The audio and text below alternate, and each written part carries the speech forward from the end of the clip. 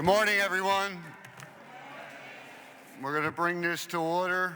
A lot to get through here today.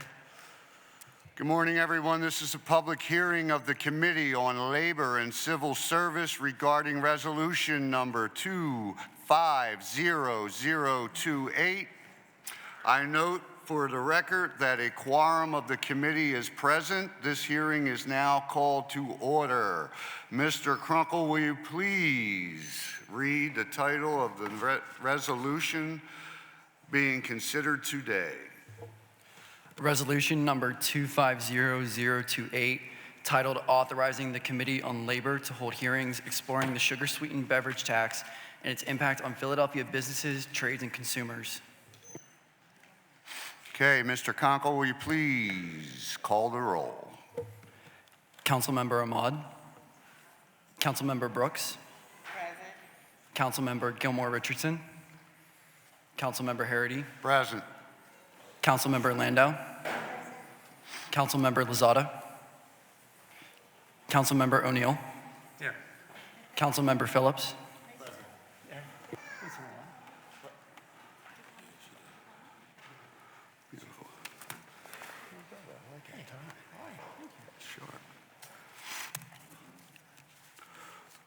Okay, I'm going to start off with my opening remarks. I wanted to talk about why I have introduced this resolution. I have been hearing firsthand from my community that the consequences of this tax have been more bad than good, particularly for our most vulnerable residents. I have heard from the labor community about significant job loss and layoffs that have put their members in bad financial situations. I have heard of large businesses and local mom and pop shops. Many small businesses are facing an uphill battle, with customers opting for alternatives outside of our city or cutting back on spending altogether. The result has been a ripple effect of closures and reduced economic activity, which hurts our communities. I cannot emphasize enough that the most concerning is how this tax is perceived as a strain on the most vulnerable and poorest communities living in food deserts. These neighborhoods lack access to fresh, affordable food. This added financial strain from the beverage tax has put an extra burden on our constituents as they face a loss of the SNAP benefits due to federal shutdown and ongoing PA budget crisis. Our low-income residents need support, not more financial burdens. I also know that this tax is intended to curb childhood obesity and to fund the important public resource, universal pre-K. I wanted to make it clear, I and this council body recognize the critical need for funding for pre-K education in our city. However, I would like to explore ways to secure funding and elevate more stable, equitable funding resources that do not harm our most vulnerable communities. That being said, I just want to make sure people know I do believe that we should be paying for pre-K. It gives children a leg up. What I'm trying to do is just figure out a more stable funding source, because the funding source that we have right now with this soda tax will not be able to sustain it in any kind of a way, just to keep the 5,200 kids that we are serving now. A bunch of states have already gone to universal pre-K. Florida, Iowa, Oklahoma, Vermont, West Virginia, Wisconsin, as well as the District of Columbia and Washington, D.C. I believe the state should be funding it, but with what they have going on right now, they can't even pass a budget. So the bottom line is that we have to figure this out for ourselves, because I don't believe anybody is going to come and help us. We're not going to get any help from the federal government. As a matter of fact, it's just going to put a bigger burden when they cut off everybody's SNAP benefits. For me, again, this is about stable funding, being able to give our kids the education they deserve. Pre-K is it's a leg up for everyone. I think we need to look at who is actually getting the services of the pre-K. Not everybody actually should be getting it. If you're making $150 a person in your house, family household, that's $300,000. You should not be getting this subsidy, but there are people getting this subsidy who are making more than we make right here on this city council. So that being said, I would like to turn it over to the co-sponsor of this bill first, Councilman O'Neill, if he has any opening statement. Yes. I'll try to be brief. It's very difficult on this subject. This was a mistake from the get-go. Let's face it was aimed at the Teamsters, not the stores. It's regressive to the point of we couldn't find a more regressive tax.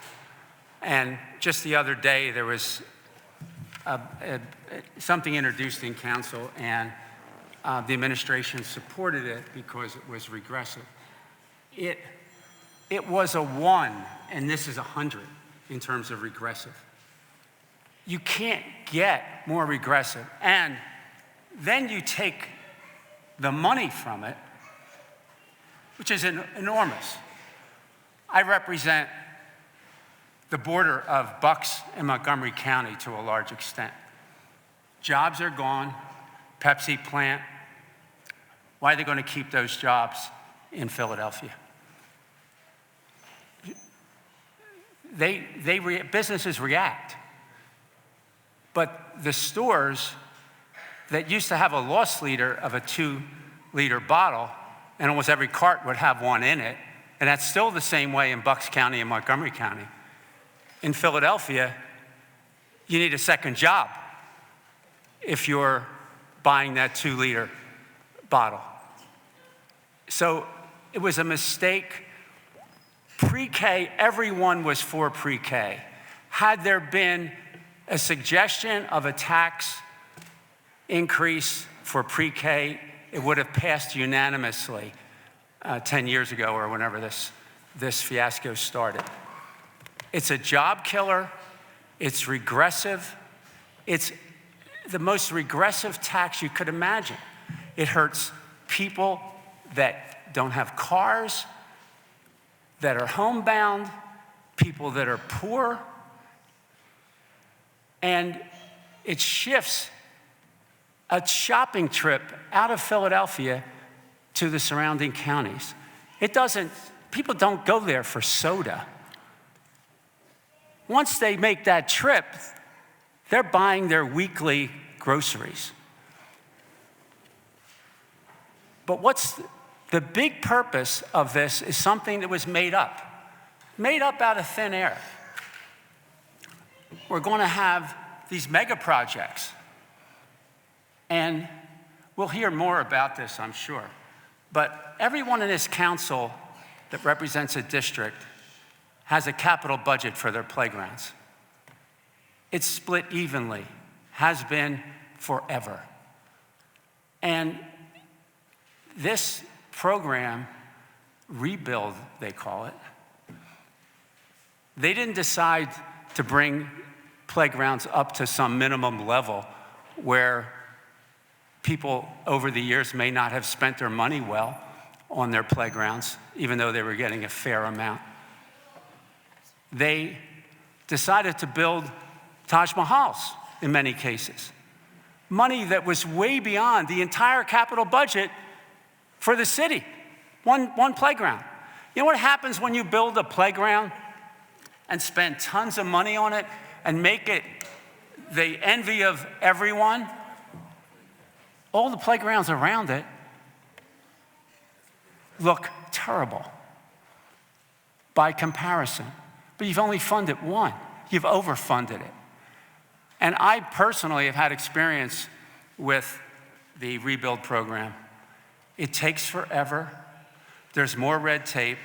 A job in Rebuild costs 3 times what we can do a job for with our capital budget. Don't ask me why. But it is the bulk of this soda tax is what I consider a failed program. Rebuild, an unnecessary program. rebuild. You stick with the focus on pre-K, and it becomes a manageable expense for the taxpayer. Rebuild is what makes it even worse than the regressive part, the job loss part, because we're wasting money that we borrow. So we have borrowing costs and issuance costs on the bonds. So I voted against it. I would have voted 16 times if I could have. That's how bad this is. We're not going to fix it today, but hopefully there'll be some things come to light that may help us right or wrong. Thank you. Thank you, Councilman. I'd also, yep, I got you. Hold on. Please, we also have translation services available today for anyone who needs it. That being said, I would also like to recognize that we were joined by Councilwoman Ahmad and recognize Councilwoman Kendra Brooks for remarks. Thank you, Council Member. As a mother and an education activist, I've always been a strong supporter of the Philadelphia pre-K program.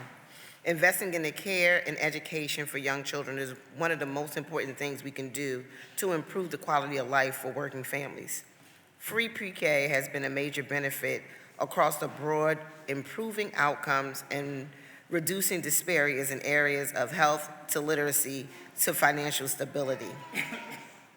When a city provides free pre-K, it allows parents to go to work, go to school, which boosts household incomes and economic mobility. It gives children the foundation they need to succeed in school and puts them on a path to avoid crime and violence down the line.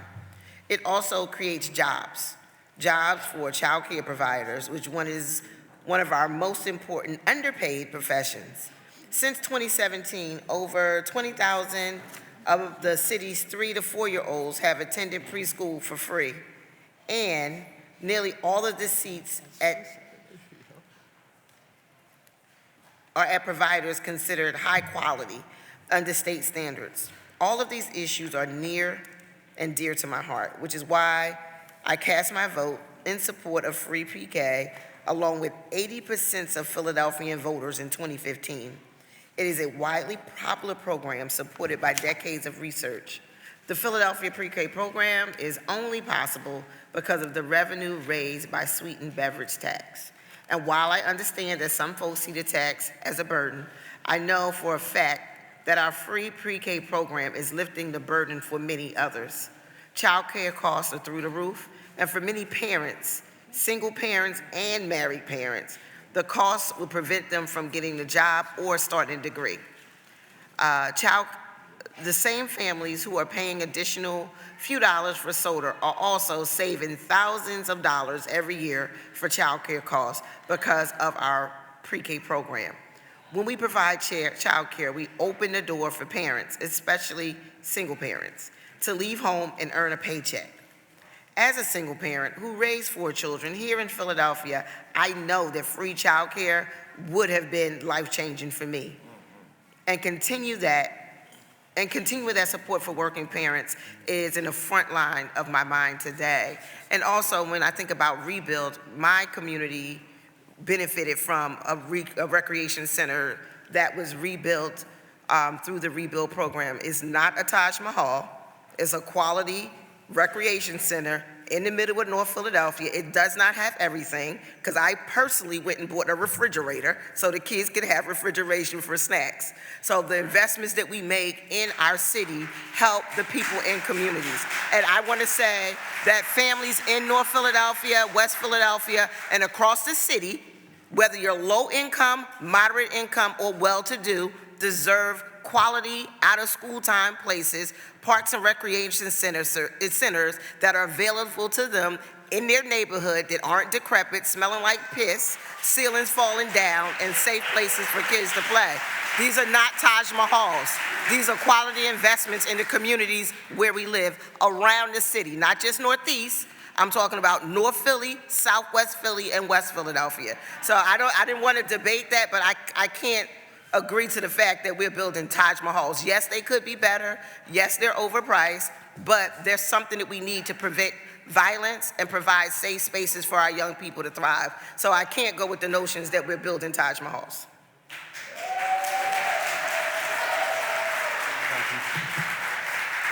Thank you, Councilwoman. Now I'd like to recognize Councilwoman Nina Ahmad. Thank you, Chair. Good morning, everyone. It is great to see our young visitors here. Welcome to all of you, and thank you for being involved in our civic process to see how we safeguard your health and welfare. This hearing is, from my perspective, is to reiterate that we are making sure you have a brighter future. We are making sure your health is well. We are making sure you have an educational start in life that is going to give you prosperity and wealth later on. So I thank you for all your teachers for bringing you here, because it is a testament of how this beverage tax has benefited our communities. Let me be clear, benefited our communities. This investment in our economic infrastructure has opened doors for small businesses, women-owned small businesses who had no ability prior to this to participate in the economic cycle of Philadelphia. They are contributing to our revenue base every single day. And I want to thank them more than just the economics. They're changing lives. They're allowing parents to go to work with the clear conscience that their children are being taken care of. They are allowing parents to advance in different kinds of jobs that they wouldn't have considered but for this ability to have such extended pre-K resources for them. So I want to thank this community who has stood up and used this opportunity in an excellent way to transform what the future looks for our children. This is also an anti-violence effort, right? And when you look at the actual economic impact, we have to count all of these things. All of these things. The fact that we are stopping gun violence, the fact that we don't have victims and perpetrators, the fact that those perpetrators don't have to go to jail, all of that costs money. So your work is causing us to have more revenue to give more services to the city of Philadelphia. So I thank you, and I want to underscore very clearly that big corporate structures know how to pivot and change their business model. You know, you have to change, things happen, you can absorb it, and you can make sure that your workers are taken care of, right? We want to make sure people understand that big corporate entities have the ability to pivot, unlike our families who have no opportunity to pivot if they want to go to work and put food on the table. So this is the pivot we have given Philadelphians, everyday Philadelphians. And let's talk about community schools. Those are the wraparound services that are needed. We need more community schools. We need to make sure those are the kinds of services that our families have to make sure they are co-located with services they can use when they go to drop off their children to school. That's an excellent model. We need to increase that. We need to make it for all schools to have community resources co-located with our schools. And then let's talk about rebuild.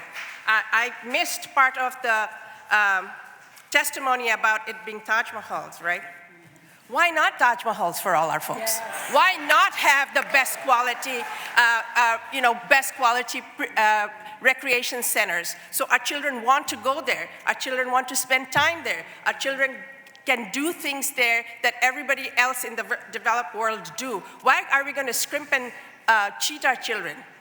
We want to make sure our children have the very best. We live in the first world country, and yet we are begging for scraps for our youngest citizens. We don't need to do that. So thank you all for being here, for giving a face to who is benefiting from this. Thank you, Chair. Thank you. Councilwoman Rue Landau.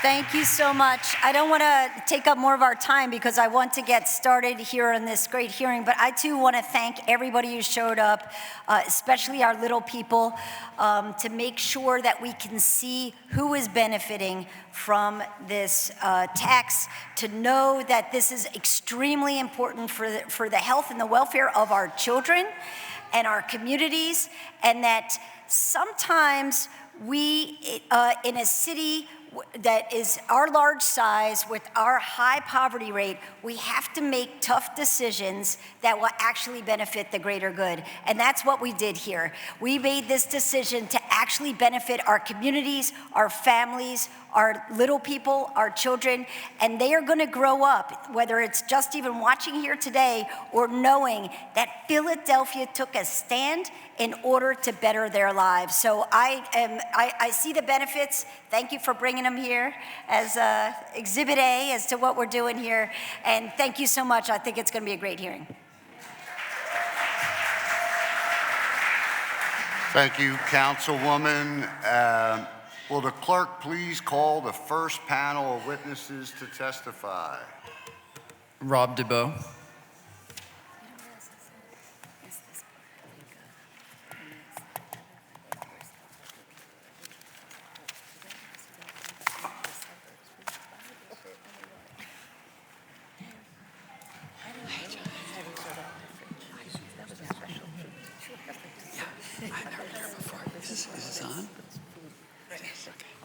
Good morning. Good morning. Before you state your name and get started, Mr. DeBow, I'm glad you're the first person to testify because this is about the money. 2023, $73.4 million. FY 24, $69.6 million. FY 25, $65.7 million. What the projected was $71.2 million. Big difference there. FY 26, $64.6 million. Just so you could see that the numbers are there. I like numbers. Looked at your testimony. Some of the numbers are different. Like to know why that is. So please begin. Okay. Good morning, Chairperson Harity, members of the committee. I'm Rob DeBow, Finance Director. Thank you for the opportunity to testify regarding Resolution 250028, authorizes the Committee on Labor and Civil Service to hold hearings exploring the sweetened beverage tax. I'm joined by representatives from various departments. They have provided written testimony, and they're here to they're available to answer questions. And as has been discussed, the beverage tax funds invaluable programs, including Philly Pre-K, community schools, and the Rebuild Initiative. The start of these programs is predicated on the receipt of these funds. In the rest of this testimony, I'll give detail on how the tax works, how much revenue it's generated, and quick highlights of the programs that it funds. The tax is a tax on distribution of non-alcoholic beverage, syrup, or other concentrate used to prepare a beverage that lists any form of caloric sugar-based sweetener or sugar substitute as ingredient. Beginning in 2017, the tax is a 1.5 cents per ounce of sweetened beverage distributed for retail in Philadelphia. In FY18, the first full year beverage tax was in effect. The tax generated about $77 million. And as was projected when the tax was enacted, beverage tax receipts have gradually decreased in most years since, but not all. The tax is estimated to have generated about $68 million in FY25. I think you had an earlier number. We've updated that as we got to the end of the year. And it's projected to generate $64 million in FY26. The trend aligns with national patterns of reduced consumption of sweetened beverage. The FY26 to FY30 5-year plan projects continued modest annual declines in the tax. In the 9 fiscal years since the beverage tax began, it's generated about $620 million in total revenues. Revenues from the tax help fund the following programs, and we have talked about these. Pre-K, which increases access to quality early learning by offering free pre-K programming to Philadelphia children who are 3 and 4 years old. Since the program's inception in 2017, pre-K has served over 30,000 children.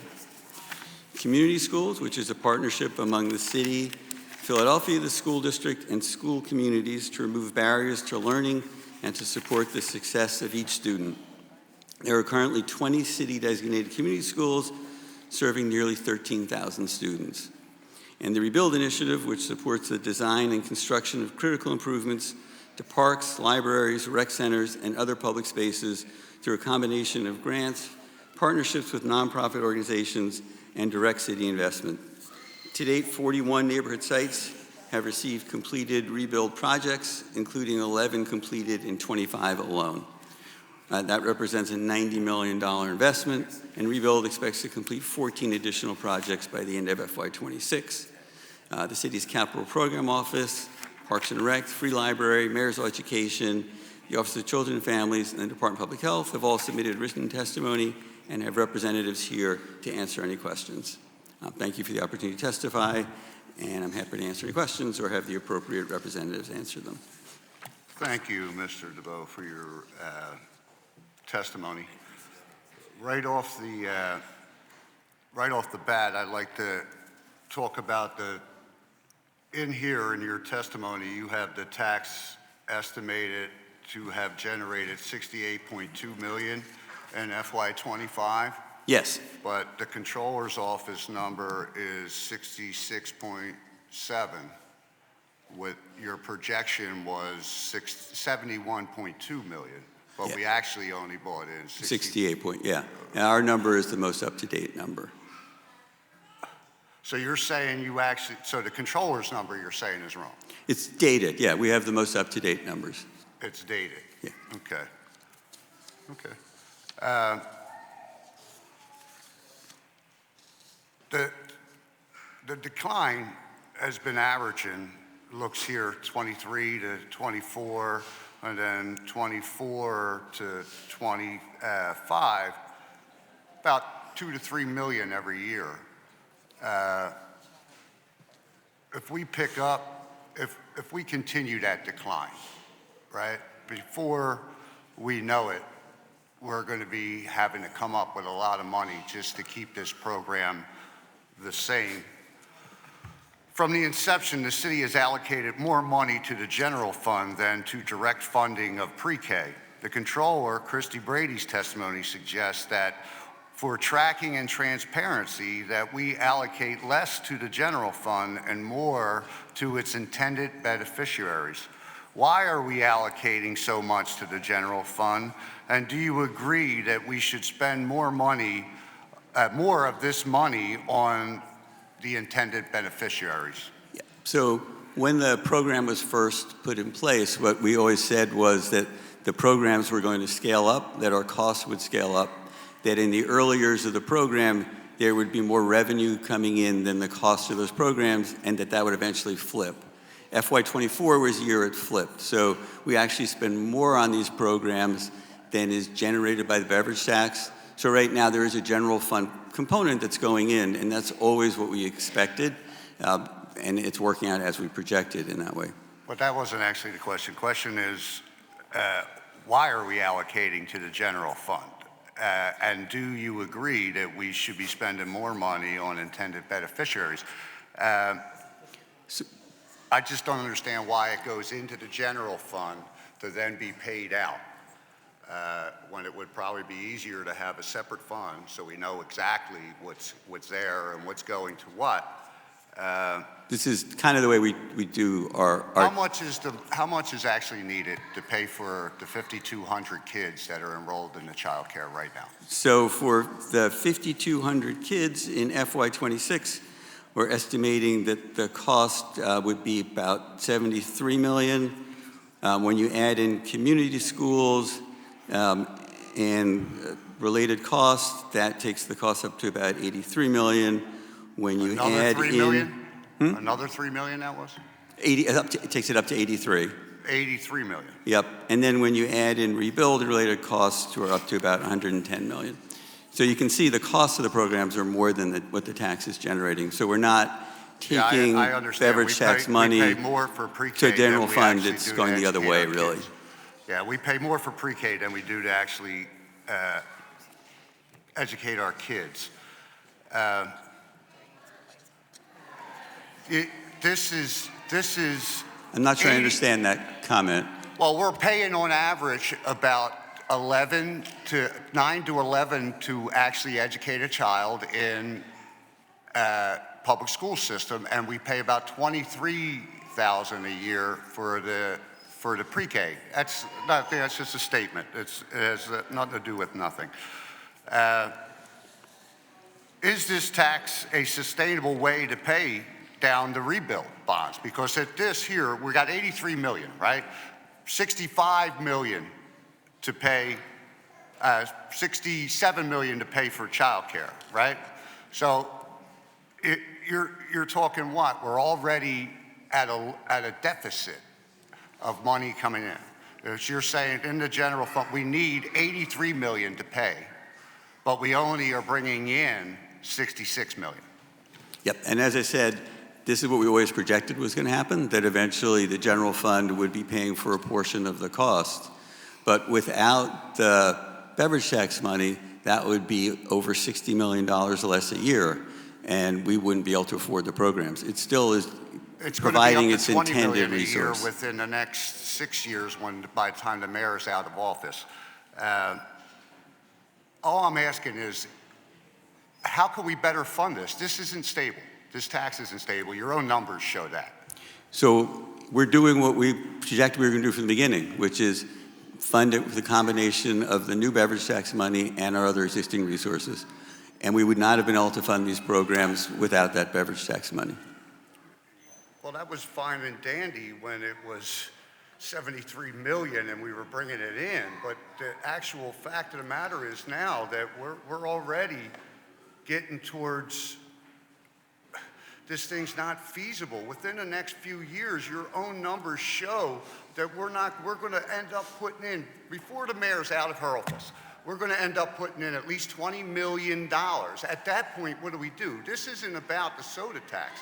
This is about how do we fund these kids? Yep, and that's shown in our five-year. It's not going to be able to be funded, soda tax. We're going to keep on putting more money out of the general fund each year, taking away from other programs.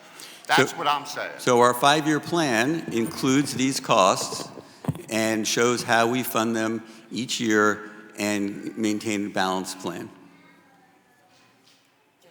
If we were in business and these numbers were the numbers of the business, we wouldn't be in business long. Well, if we were a business, we'd be looking at all our revenues, which is what we do.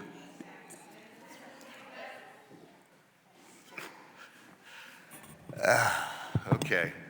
I'm just trying to get to some real numbers here is all I want, Rob. All I want to know is how do we fund this thing?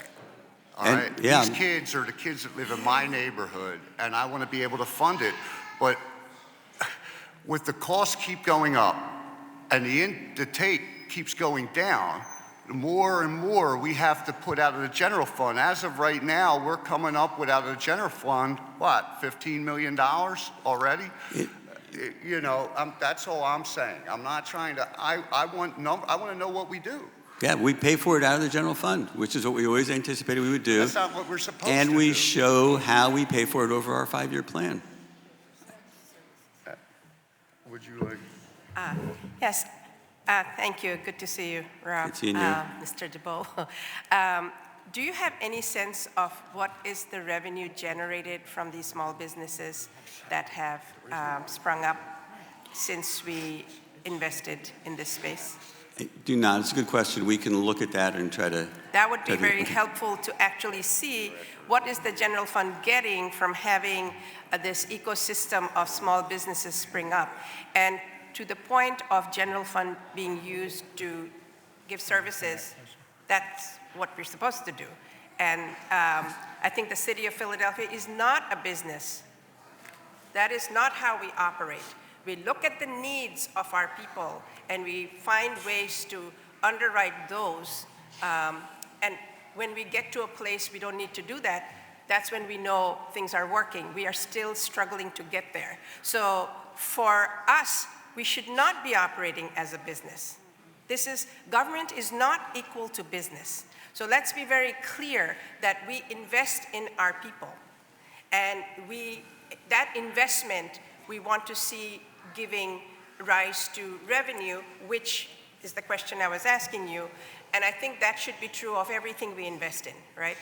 What is the impact? So I want in that revenue calculation, how much violence has been impacted, how much parents are generating and giving taxes, paying in taxes, because they're paying wage tax, and they're paying, taxes to support our revenue base when they go out and get jobs because they have daycare for their children. So we need an analysis that actually factors all those things in, that tell us that this investment of what now 68 million, which is putting back the money we got and adding some to it, is beneficial because at the end of the day we win. And lastly, we have not talked about this. Drinking pure sugar has reduced in the city of Philadelphia. That's what that says to me. Yes. As the chair of the Public Health Committee, that's not how this tax. I used to be in Mayor Kenny's government when we worked very hard to pass this tax. So I feel very connected to this sweetened beverage tax because we worked very hard to pass it, understanding that we would benefit people, but there's also a health benefit. The fact that we have reduced the revenue means people are not buying this to drink it. When I was little, soda was not in my refrigerator. It was a special dessert, once in a blue moon I got. Not every day to have with your meals. And we have a whole epidemic of health issues that comes with this. So we're not even touching that in this conversation. We're just talking numbers, but there's a benefit to that. And I would like you to calculate that benefit, that what is happening to our health outcomes because we have less of this, and that has an economic value as well. There are people from Health here who can talk to that if you'd like. They can come up Yes. now and talk to that. And I would like a whole analysis to take all these factors in to see how this tax has benefited our revenue bottom line. Yeah, Rob, before we bring somebody else Yeah. up, we have questions up here for you from the other people on this board. So if they want to come up and join you, Okay. and we can go back to that. Okay. I'm done. Thank you. Yeah. Thank you, Chair. Thank you, Thank you. Mr. DeBoe. Councilman Just have O'Neill. a quick question. Rob, it's from your testimony, soda tax doesn't cover pre-K. So it Sorry, can you say clearly again? I didn't doesn't- hear you. It clearly doesn't even get to cover rebuild. So it generates, last year, $68 million. So it Right. generates not all the costs of the programs, but a part of the cost. Right, so there's no money left for rebuild. Well, as I said to Councilmember Harity, we are supplementing the beverage tax revenues with general fund revenues. And that's Right, what for we always thought rebuild we were going to do. For rebuild, we're supplementing it 100%. So we look at all the programs together. So you can kind of you slice just- and dice that. Rob, Yeah. I'm going to go real slow for me, not for you. 68 million comes in, 73, whatever, 83 the cost. So the beverage tax is not covering pre-K community schools entirely. It's not covering the cost of the three programs entirely. Right. Right. The general fund is supplementing. But clearly, It's not paying for anything. it's not paying for rebuild. Unless all you I'm put saying is- rebuild first, Right, you can and put then it- we subsidize more. Right. You could put it in of whatever the order. pre-K, but Yes. we're putting pre-K first. You put it first. Everybody in this room puts it first. So we actually have a rebuild program that we're paying now out of the general fund. I mean, you can call it what you want. You start with rebuild, but $83 million is needed. Less than that comes in just for pre-K and community schools and whatnot on that end of things. Rebuild, no matter how you cut it, no matter what the controller says, you say, it doesn't matter. we are paying for rebuild now that started as a soda tax program. That justified the soda tax program because pre-K was a lot smaller in terms of what the projections were. And now we're actually, for a capital program in Parks and Recreation, we are paying for it, borrowing like we do for the capital budget, but paying those bonds now as a subsidy with operating money. Now, isn't there a limit on how much we can borrow for the capital budget based on tax revenues or something like that? There's a limit that's based on the 13-year average of assessed so there's value. some formula. But we're well below that. Okay. So we could actually just move that over to capital. We're only doing the same thing, but we're using operating money. And so the biggest part of this is that each council member on the recreation department controls their own capital budget. Everybody gets 1/10. But when you take the rebuild capital program, now subsidized entirely by the, paid for by the bonds being paid for by the operating revenues of the city, the administration now has a fund for capital for playgrounds. So, And I think it opens a whole new area of discussion, not for today, but how the money's being spent by the administration. And obviously this administration hasn't had a lot of time in office to get involved with this, but there was 8 full years beforehand. And I think that's where we really have to go, because we have a second capital budget here that is not called the capital budget. It's called the soda tax budget, but the soda tax isn't paying it. So, because capital budget bonds get paid out of the general fund. Now, rebuild's getting paid, those bonds are getting paid out of the general fund. We're just calling it something else. It's capital budget. So I think it's another discussion for another time, but something's not looking right here. so I just want to say a couple of things. One, and there are people from Rebuild here, they can talk to you about how closely they work with council members on picking the projects. They're not doing that all on their own. So I don't think it's just an administration figuring out where those dollars go.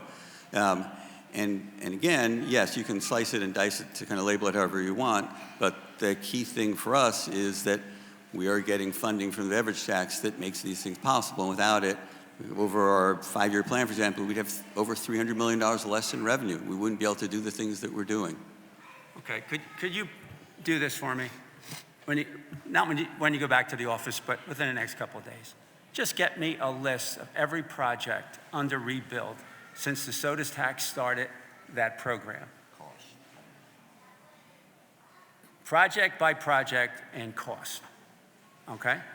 Yes. Because, we get under $2 million a year for a capital budget for our whole district. I think it would be interesting for council members to see what those numbers were, particularly in the previous administration. Yep, and Thank you. Rebuild provides regular reports, Okay. so we can get Thank you that. I got Kendra, then you, Will. Councilwoman Kendra Brooks? Good morning, Rob. I have one question. Morning. Can you tell us about the funding for programs like pre-K, rebuild, or community schools prior to the establishment of the soda tax? Yep, they didn't exist because we didn't have sufficient funding to pay for them. So there were no such programs. None of these programs existed. And had we not had this, those slots for pre-K wouldn't be available. Am I correct? Correct. And the rec centers that have been built with rebuild funds would not be available. Am Correct. I correct? And the community schools programs that I think we're up to, 26 around the city? 20, yeah. That are providing extended out-of-school time program and educational programs for young people around the city would not exist. Correct. Okay. Thank you so much. Thank you.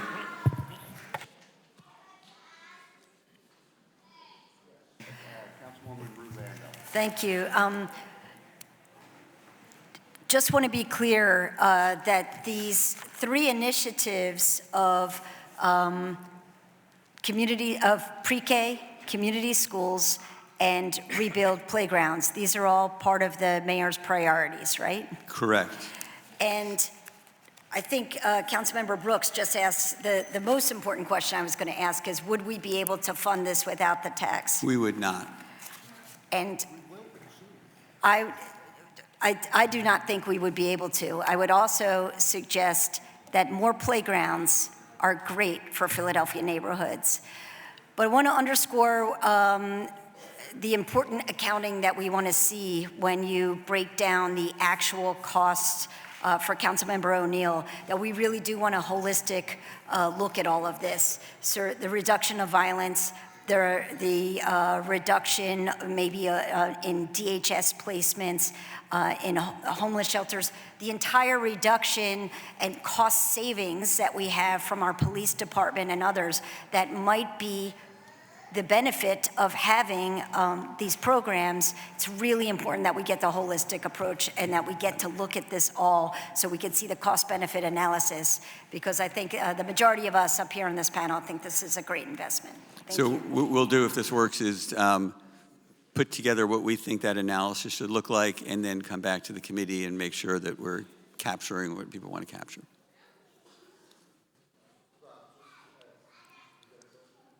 All right, Anthony Phillips.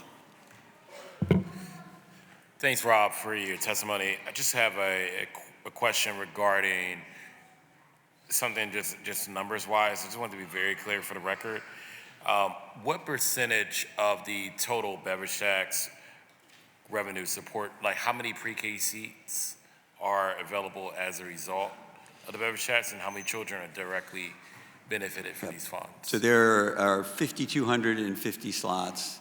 We wouldn't have those slots without the beverage tax. Absolutely. And then how many more slots are needed to fully fund young people in the city of Philadelphia when it comes to pre-K? So that would be a question for the pre-K folks who are here. So when questions are done with me, I'll also ask them to come up to answer that. Yeah, I was wondering if they could. I'm not sure if they can answer that question. Do you want to do that now or when they, or when? Are they coming? Is that a panel? Oh, okay, I thought they were with you. I don't think so. I don't think that's a. I didn't see. I don't think it's a panel. I think they're with the administration. Thank you, Sean Perkins. Sean Perkins from. He's with the pre-K department in the city. Good morning, Councilmember Phillips. My name is Sean Perkins. I am the city's chief of early childhood education. The question you asked, I believe, was how many children, let's just start with how many children do we have in Philadelphia who are not in kindergarten? Every year, Philadelphia has somewhere around 20,000 children born. That number has been decreasing rapidly. Like most metropolitan regions across the United States, that number has been decreasing. I think in 2025, it was somewhere around 17,000. So but there were about 20,000 children born who are currently 3 or 4 years old each year. So there's about 40,000 3 and 4 year olds. So the city of Philadelphia. We put up 5,250. Yeah. Federal Head Start seats is the other free preschool initiative that's funded by the federal government. They have about 6,000 seats in Philadelphia. The state of Pennsylvania, the Commonwealth of Pennsylvania puts up the program called Pre-K Counts. That's about 5,200 seats as well. So we're at about 16,000 free full-day preschool options for families, and we have about 40,000 3 and 4 year olds. It gets a little bit more complicated, but I'll just stop right there. It's like free full-day preschool. The federal Head Start, you know, that has a financial requirement. Like you have to have a certain income threshold. It's at or below 110% of the federal poverty level. So Sean, is it 20,000 or is it 40,000? I would just say. We're using 20,000 for each age. So it's about 40,000 3 and 4 year olds. PHL Pre-K, Head Start, Pre-K Counts, those all fund 3 and 4 year olds. So that's 16,000 slots between the federal government, state government, and local government. Correct. And there's about 40,000 altogether of need. Well, if you wanted to collectively pay for 3 and 4 year olds. kindergarten. Yeah. We aren't even talking about infant toddlers yet, and I think that's a very good discussion to eventually bring up. But right now, we're just talking 3 and 4 year olds. So we don't even fund nearly half of the, I guess the need. No, sir. Right. Okay. Thank you. That's all I had. Thank you, Councilman.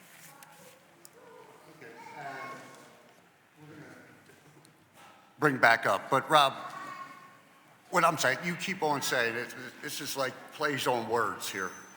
You understand? But the bottom line is the soda tax is not paying for childcare. It's not paying for the thing, the rebuild. Fact of the matter is that 83 million is what we need for childcare. 67 million is what we took in this year. So that already, you got the numbers, you're the accountant. Within the next 6 years, we're going to be putting out over half of what we need just to pay for childcare. And again, as my colleague, Councilman O'Neill said, rebuild, forget about it. That's all done with loans out of the general fund anyway. I don't even want to count rebuild. Rebuild is rebuild. We're doing that anyway because we're doing it with loans, we're doing it with bonds.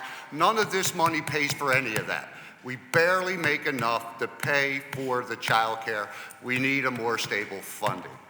Councilwoman Ahmad, who was it that was supposed to ask your last question that we skipped over? So I just want to say again Pre-K. that we would You know what not I'm be saying able now. to do these programs without that 60-something million a year we get. But what It- I'm it saying makes is, them all Rob, all I'm possible. saying is we need to find a stable, more stable thing because it's 67 now. We're not good, in 6 years, it's not going to be 67, it's going to be 40 something. And then what? Now we're putting over half of the money that we need just for pre-K. Forget about rebuild. None of that's getting paid. That's So- coming out of the general fund. So in That's our all I'm five-year saying. plan- And you keep on jumping all over the place. Well, no, The I bottom line is keep this on- is the numbers. The numbers You are the numbers. keep on asking how it's funded, and I keep on telling you, it's funded in our 5-year plan. In the 5-year plan, we do project that the collections go down each year. I get that, Rob. And I then- get that. I get all the Yeah. projections. I get all that stuff. What I'm saying is reality. Reality is that we have 67 million this year to put up towards the 83 million. Within 6 years, we're going to have to put up almost half of it. So at that point, what do we do, Rob? That's all I'm trying to get at. We don't, the money's not there. The Right. program And- isn't working anymore.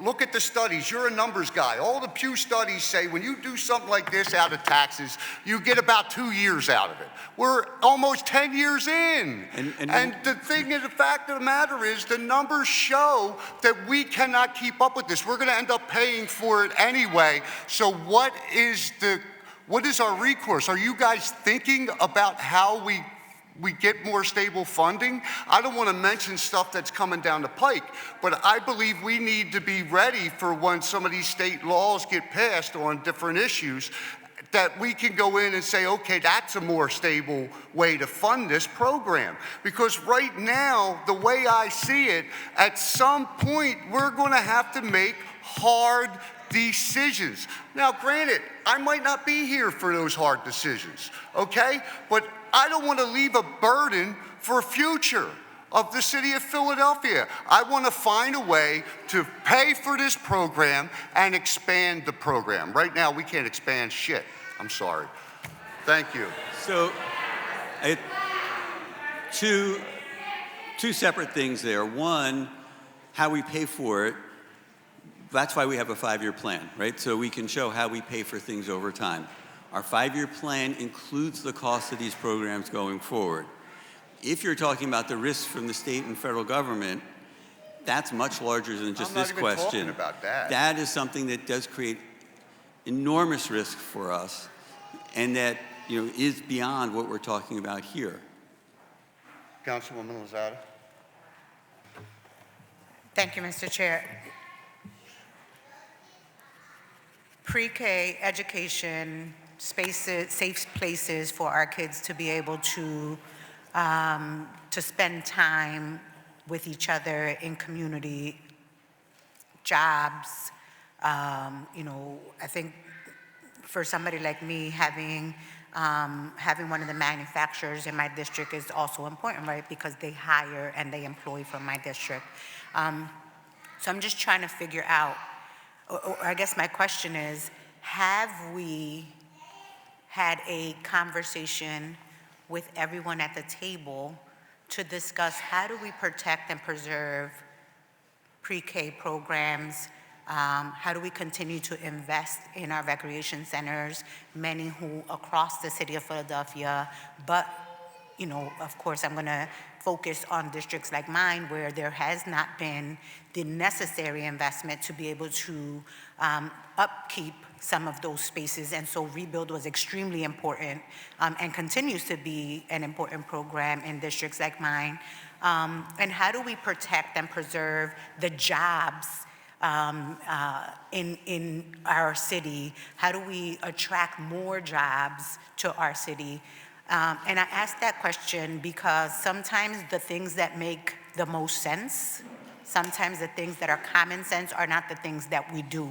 And I've experienced that in government. And so my question is, as soda tax continues to see a decrease in revenue, have we had a conversation with both sides where we can figure out how we make up some of this money while still protecting the programs that are absolutely necessary? Because Councilmember Brooks just mentioned, without this tax, these programs would not exist, right? And I have had the question with some of our manufacturing partners that say, because of this tax, we've lost jobs, right? And we are impacting some of the very same people that live in our communities that depend on some of these very same programs, right? Because they don't qualify for things like CCIS, or maybe we don't get the investment we need in certain neighborhoods because other people do qualify for CCIS. So has that conversation been had? I mean, we're happy to have that conversation. And there were lots of discussions about that at the time the tax was initially enacted. I don't think we've had those recently, and we're happy to have them again. So we have not had those conversations. You're saying no, we have not had those conversations. Not in the last couple of years. I mean, we talk about these programs during the budget process, and they are part of what we fund in the budget. So, we in essence have been making up that gap through our budget each year. Okay, I'm going to ask, I think we need to, those conversations need to be had, right? I think that's part of our problem, is that we wait until we get into committee hearings, we wait until the problem is so severe before we do the basic, right? The basic thing, which is have a conversation with both sides. Let's figure out, the city of Philadelphia has seen a lot of crime. We've lost a lot of young people as a result of violent crime in our city. I represent 3 of the 5 most violent crime police districts, and so safe spaces, programs that allow for a safe place for young people to be able to play and grow and learn and be in community are extremely important to me. Manufacturers and jobs in my district are extremely important to me. And I don't understand how something as simple and as basic as a conversation with everybody at the table to figure out how do we balance this out and be able to respond to both has not been had. I think that has to be prioritized, right? Yeah. And those you're looking at the numbers. You're seeing the numbers go down, so I understand my colleagues, right? But you're also seeing the need, you also, because you've been in government for very long, you understand the need that we have here in the city of Philadelphia as it relates to young people and safe places. And so I'm gonna respectfully ask that a conversation between both sides be had, that it is prioritized, because we can't do without either one of them. Yep, always happy to discuss. But I just want to emphasize again, these programs are funded in our 5-year plan. I want to make that clear. It's not like we're facing a cliff where we're going to stop funding these programs. They are all funded throughout our plan. Okay. Thank you.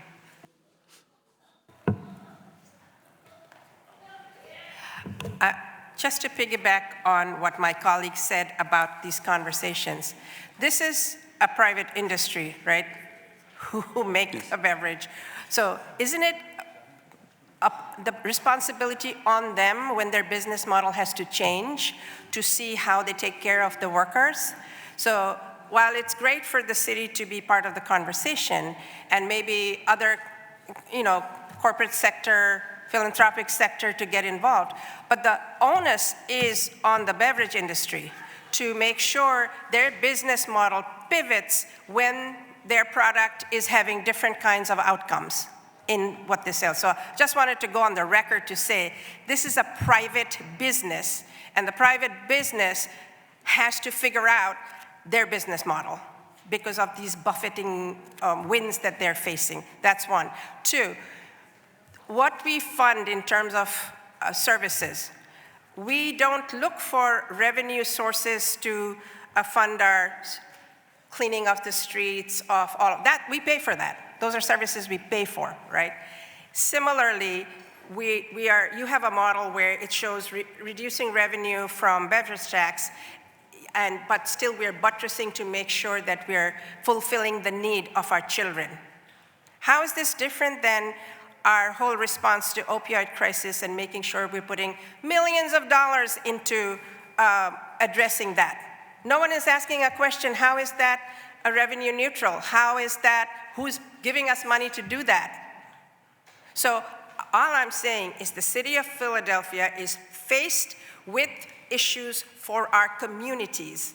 And this is a fundamental issue of making sure our children get a good start in life. That we know has dividends that pay across the board for generations, not just in our lifetime, right? So that's what we're investing. We are telling the world that we value our children and we're investing in them. We had a revenue source coming from a soda tax. It is a declining revenue source, so we're gonna build in and replenish that to make sure our children get their services they need. And you're gonna get us the numbers of what that investment actually has produced in revenue. So we can plug that number in to say the general fund is receiving revenue from parents going to work, from businesses opening this, from teachers getting paid. All of that creates revenue for us. So I want that number. The police being used less, the incarceration is less, so we don't have services to give there. All of that adds to revenue being generated to fill the gap that the soda tax is declining. That's the hypothesis we need to prove. I need those numbers from all of you. Understood. All right, thank you.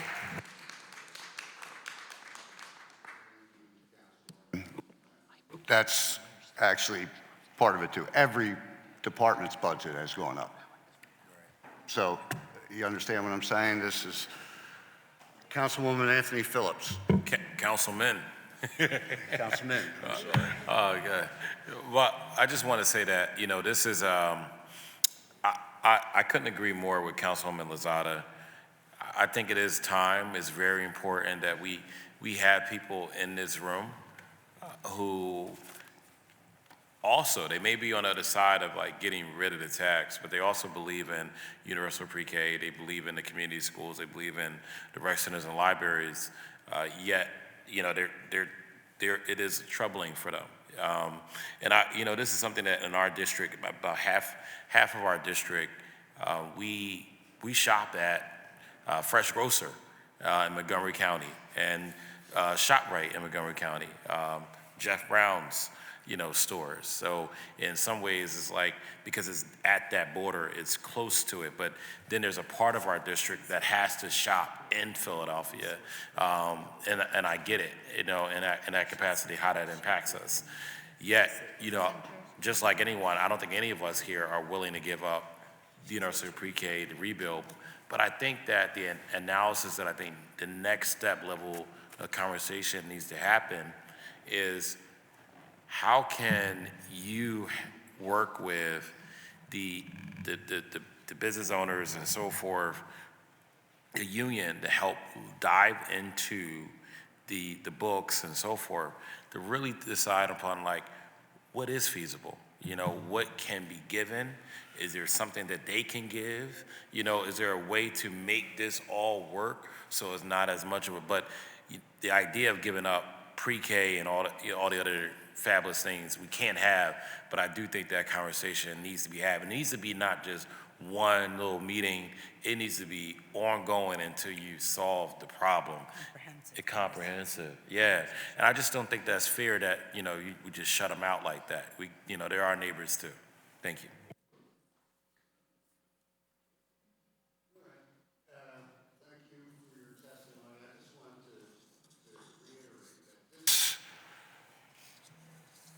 this is about trying to find out how we find more stable funding to pay for these kids going to school. I'd like to see us expand this, but right now we can't expand it. And the harsh reality is at some point we're going to have to start cutting things.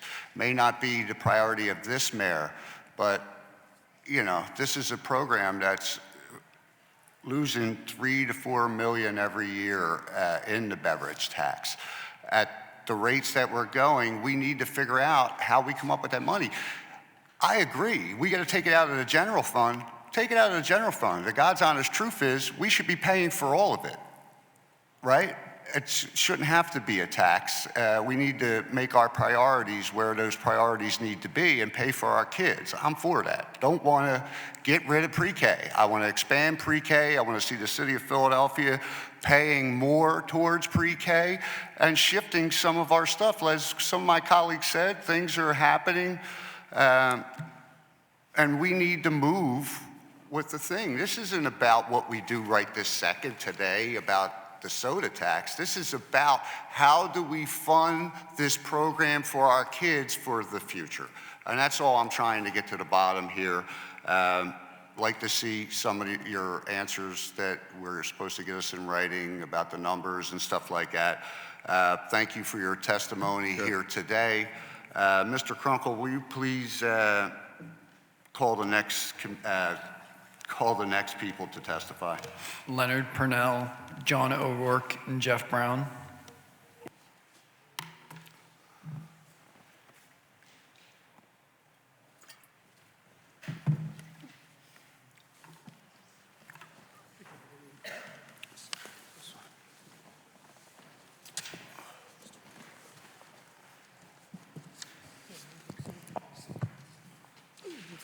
We can share. Thank you, sir. I can share with my Teamsters brothers. Okay.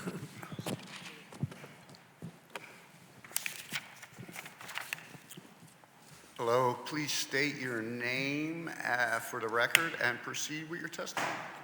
Sure. Is this on? Yeah. Okay.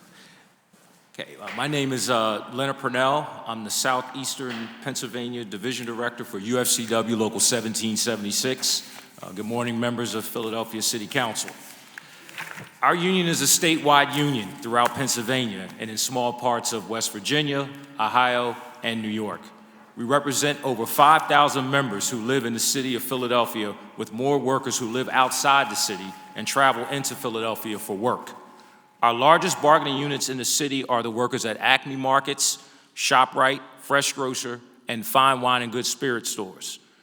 Our interest in this hearing is the enactment of the sweetened beverage tax back in 2017 and the impact it has had on our members in the retail grocery industry.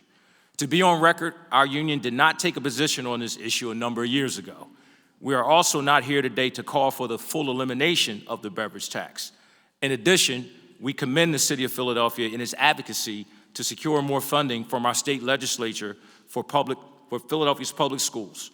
Public school funding is something we have worked on with the entire labor movement and in our state capital to support our teachers, students, and our members who benefit from a strong public education system. We will always continue to fight that fight with you all and with our partners in labor. However, we do want to highlight the impact these types of broad taxes can have in a traditional low-wage industry like retail, especially workers in our membership who receive higher wages, benefits, and retirement in this industry compared to their non-union counterparts. When you evaluate total compensation packages for a majority of the workforce in the retail grocery industry, our members at Acme and ShopRite do much better than those in the non-union spaces. Due to the fact that many union employers carry higher labor costs than their competitors, taxes like these have a larger negative impact on their ability to absorb that cost. This in turn impacts their workforce, such as our members. The beverage tax has not only led to a slowdown in the hiring of our members in the city of Philadelphia, but also hours reductions, less access to full-time positions, and in some instances, store closures. When you are a retail grocer in the same industry that isn't paying workers well, is not providing affordable benefits, and does not have a healthy work environment, you can absorb that cost a lot better. Therefore, a uniform beverage tax creates an unlevel playing field. Your bad actor employers absorb the cost better due to their exploitation of those very same workers, while your good actor employers must make tougher decisions that are largely passed on to the workforce due to cut labor costs. We ask for a more strategic approach as the City Council examines the effectiveness of the beverage tax. We should be striving to lift up workers in low-wage industries that are able to secure good wages, benefits, and working conditions. Uniform taxes such as the beverage tax create larger hurdles for those specific workforces, while employers who take advantage of their workforce reap the benefits of seeing a race to the bottom. Our union and members commit to work with City Council and all involved on a solution that can support secure funding for public education while also protecting family-sustaining jobs in impacted industries. We look forward to see what ideas this hearing will bring forth. Thank you. Good morning. My name's Jeff Brown. I'm the founder, executive chairman of Brown Superstores. We operate 19 food stores in the Philadelphia area, the majority of which are in the city, although we do have some in the suburbs, right outside the city. That includes 12 ShopRites, 2 Fresh Grocers, and 5 DeBruno Brothers. In our family, we're from Philadelphia. I'm not from another state or from not aware of what goes on here. I live in the city with my wife, Sandy, and we're a union-run business. Our pay and benefits are much higher than most of my competitors. We're among the highest in the industry, and we have people that have been with us a real long time. We just remodeled our Roxborough store, and I have employees that have been with me close to 40 years. One single employer that watched after them, they watch after me, and we serve our customers. I think our values are the values of Philadelphians. Stand up for workers, stand up for customers, even customers that struggle. And we have not been on the sidelines. With my wife, Sandy, we formed Uplift Solutions, which is the leading nonprofit to help returning citizens get trained and find good employment. We work behind the walls. We work when they get out in halfway houses. And our firm employs an incredible number of returning citizens that have helped them turn their lives around. I'm a believer in pre-K. I was from the beginning. I never once said anything otherwise. When the pandemic hit and the pre-K operators, by the way, the operators are a key part of the strategy because they are a lot of small minority businesses. That's a value that we have here in Philadelphia. We want to help small minority business. I'm a believer in that strategy. When no one else was there, I raised money to help them and keep them in business. I talked to many of them. So it's not like I'm here trying to hurt pre-K. I am for pre-K and for those operators and for those young people because I'm their grocer. And we're going to sink or swim together. And I know those young people need that education. I'm also an officer of Pulse, because when people have a criminal record, it's like a noose around their neck. And we're a nonprofit law firm, and we fight to get those records expunged or get pardons for them so they could reach their full employment. So I am with this council. I know this council's from the neighborhoods, and we all share values that I think should make this a lot easier, because we know we got to do both things. Now, we put food stores in food deserts. Most people don't. It's hard. It's hard work to do it. We lost one food store, and the beverage tax really hurt me there because it was right on the borderline, on the Philly side, but I have a competitor on the suburban side. And a lot of my business went to my competitor because people, they're not rich here in Philly. They struggle to pay their bills, and I understand that if it costs you $1 more for a 2-liter and you want that, it's your family's decision. They saved that $1 when they're there, they bought their groceries, and it hurt me. We have 2 additional stores that have struggled ever since enactment of the beverage tax, but let's say roughly they're break-even stores. Now, this is not about the beverage tax. This is about the coming federal budget and how it impacts us. I don't know if people are getting any SNAP in November. It doesn't look like they're gonna. I don't know what we are going to do. but I've been working with the philanthropic community. I don't have that kind of resources. That's a big number. The philanthropic community, the city and the state, does not have the money to make up for the federal government. That is very much on my mind. What do we do for people? Are we going to let them starve during Thanksgiving?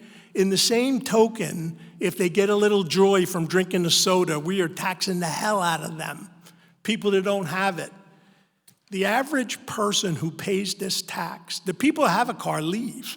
They go to the suburbs, it's not far away. Sometimes they go to my store in the suburbs to avoid the tax. The people left paying the tax are the people with no cars. They're often on entitlements.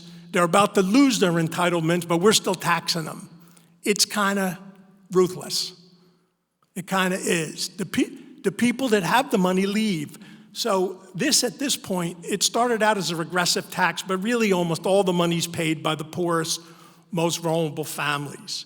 And they're about to have a whole bunch of harm to them done from the federal budget, from losing their health insurance. Even if the federal budget's resolved, about 30% of the people who rely on SNAP are going to lose it because they're going to have new work requirements. Now, these are people that have tried to work, but they have a lot of challenges. They have criminal records often. They have sick family members. It's not so easy. They don't have, a lot of them didn't graduate high school. We've been working with them. This is not going to turn around overnight. And these are the people we're taxing. And that's the part we had to reconcile. Now, we made a sacrifice for pre-K, which I believe in pre-K, and that is a priority. I wouldn't sacrifice that. But I think during the federal budget that we have, I think we had to be a little sympathetic to the people. We really do. I think we really got to think about them, because that's the one we're taxing. The lady who goes to Starbucks, by the way, they closed all the Starbucks in my neighborhood, so they don't care about us. But the lady that goes to Starbucks and puts the sugar in afterwards, she pays no tax. But the poor, underprivileged family that lives in North Philly and West Philly, they're the ones paying all this tax. And they're going to lose their SNAP. And I care about them. I opened up these stores in food deserts for them, to help them. I deal with them every day and their problems, watching them buy their order and then take items off because they can't afford to pay. We got to remember them too. Often they're invisible to most people. They don't hear their struggles, but because I serve them, I see it. So my conclusion is very similar to what you guys have said. Let's be thoughtful about this. None of us want to lose anything in pre-K or any of the other programs. Let's sit down and figure out a way to fund this differently. Now, my revenues, 20% of my revenues come from SNAP. So November is going to be a really tough month for me and a lot tougher for my customers that don't have that money. But if the federal budget gets resolved, 30% of them are going to lose their SNAP anyway because of the work requirements. Think about what that's going to do to the beverage tax. They're the ones paying the beverage tax. I would not be surprised if your tax revenue is down 10 or 12 million next year because of the SNAP change. And so I think a lot of the council people properly recognize this money's not going to be there either way. This is a smart time to rethink how we're going to fund this. And I don't understand why the things we pay for are in the general fund, like cleaning the streets, but our children are not in the general fund. I don't understand that at all. They're important. They should be just as much a priority as every other thing we pay for. Thank you. I'm glad to answer questions.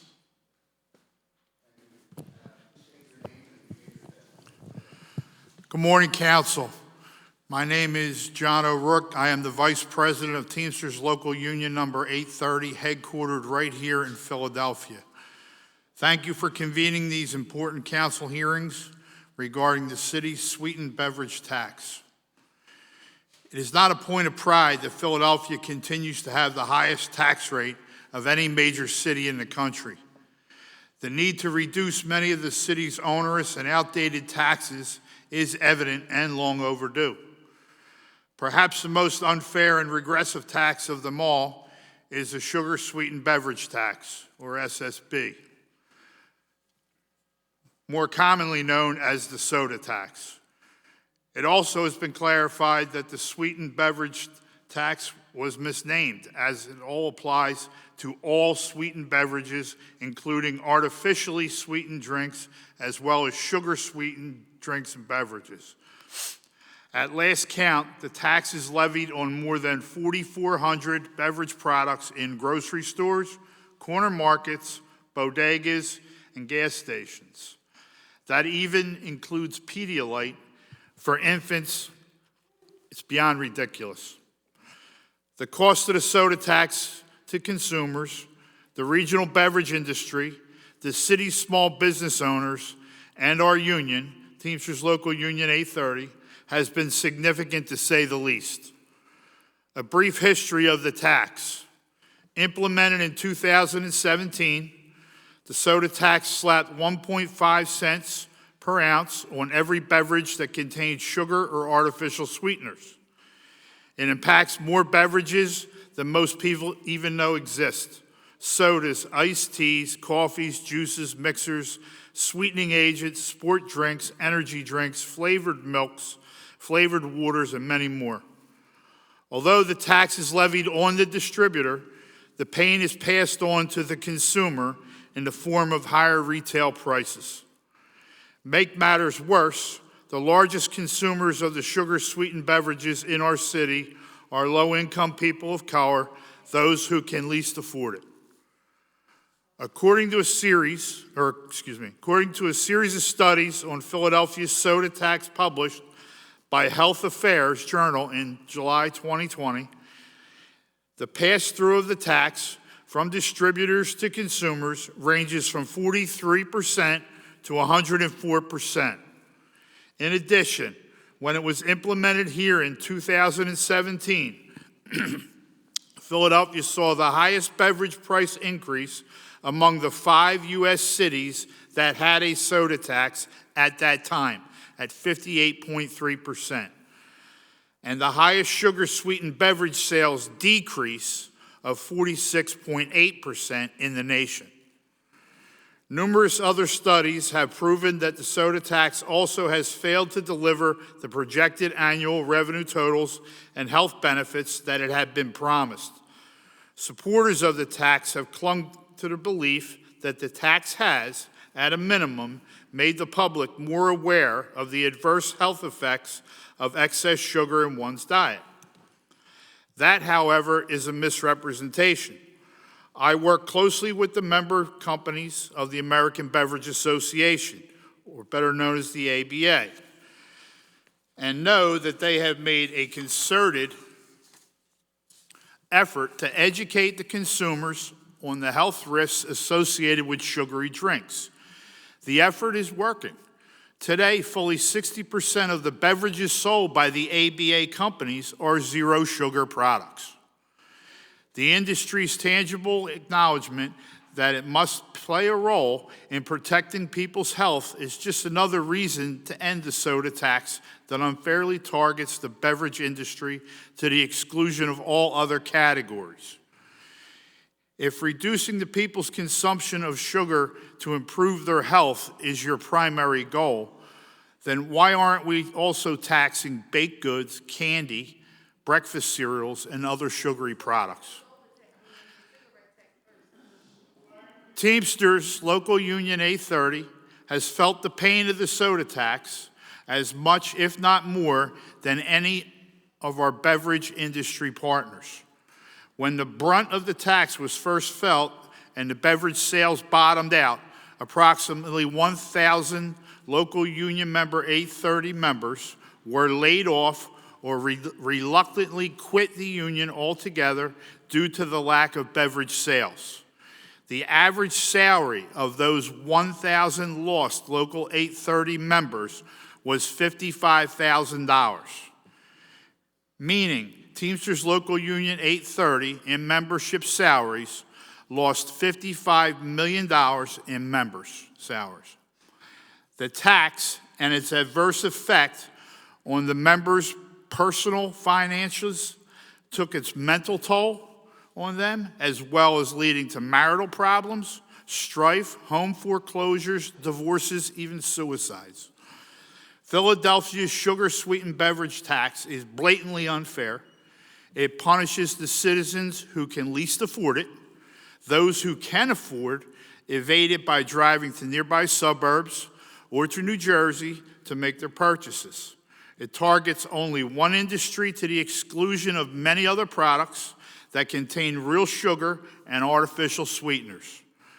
The tax is also undelivered on its projected revenues. It's just one more reason that our hardworking citizens want to leave the city and an obstacle to those considering moving into town. On behalf of Teamsters Local Union 830, small business owners, and everyday Philadelphians in need of a break, I respectfully ask that you use your vote and your influence to end or at least adjust the parameters on the onerous sugar-sweetened beverage tax. Thank you for receiving my testimony.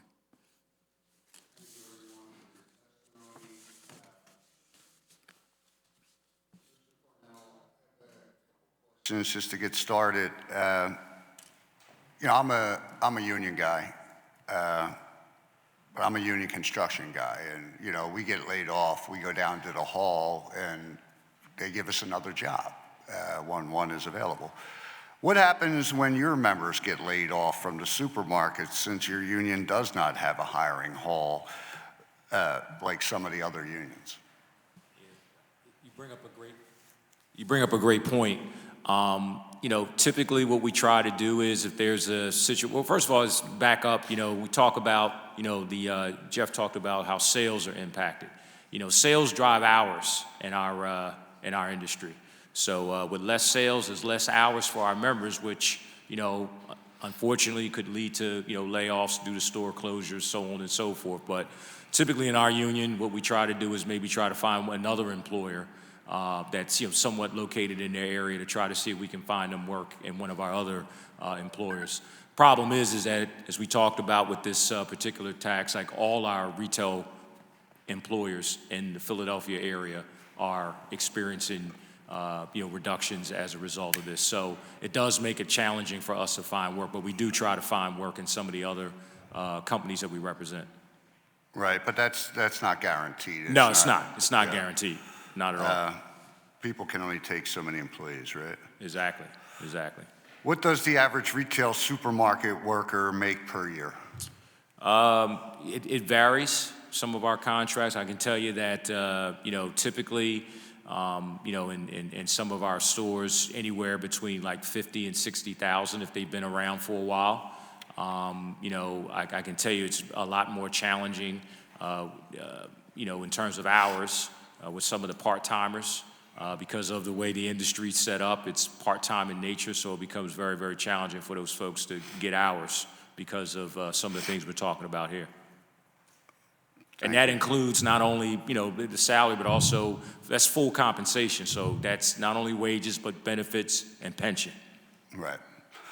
Okay. I know your union remained neutral in 2017 on the sweetened beverage tax. What, if any, change? What, if anything, has changed, in your opinion, after almost 10 years of living with the tax for your union members? And as I mentioned in our testimony, it's the sales. You know, the sales, as our colleague Jeff Brown just talked about. You know, we've seen a reduction in sales. Sales drives hours. So with the cut in sales, cutting hours for our members, so it's had an economic impact on our members. And in some instances, you know, people have to. I think we had a location that may have closed, you know, in that time. So it has created a hardship. Do you have any kind of an estimate on how many jobs were actually not put into the job market? I don't want to say lost because of this, but any, you know, we all know averages. We hire so many people per year, per thing. How many people do you think this affected? How many jobs? I don't have an exact number. I can get that for you, but I know that we've taken a hit, you know, in our local union. I don't know the exact number, but I know we've taken a hit, but I can get those numbers for you. Okay, thank you. And Mr. Brown, how much of your business depends on SNAP benefits? What effect do you think the loss of these benefits will have on your business?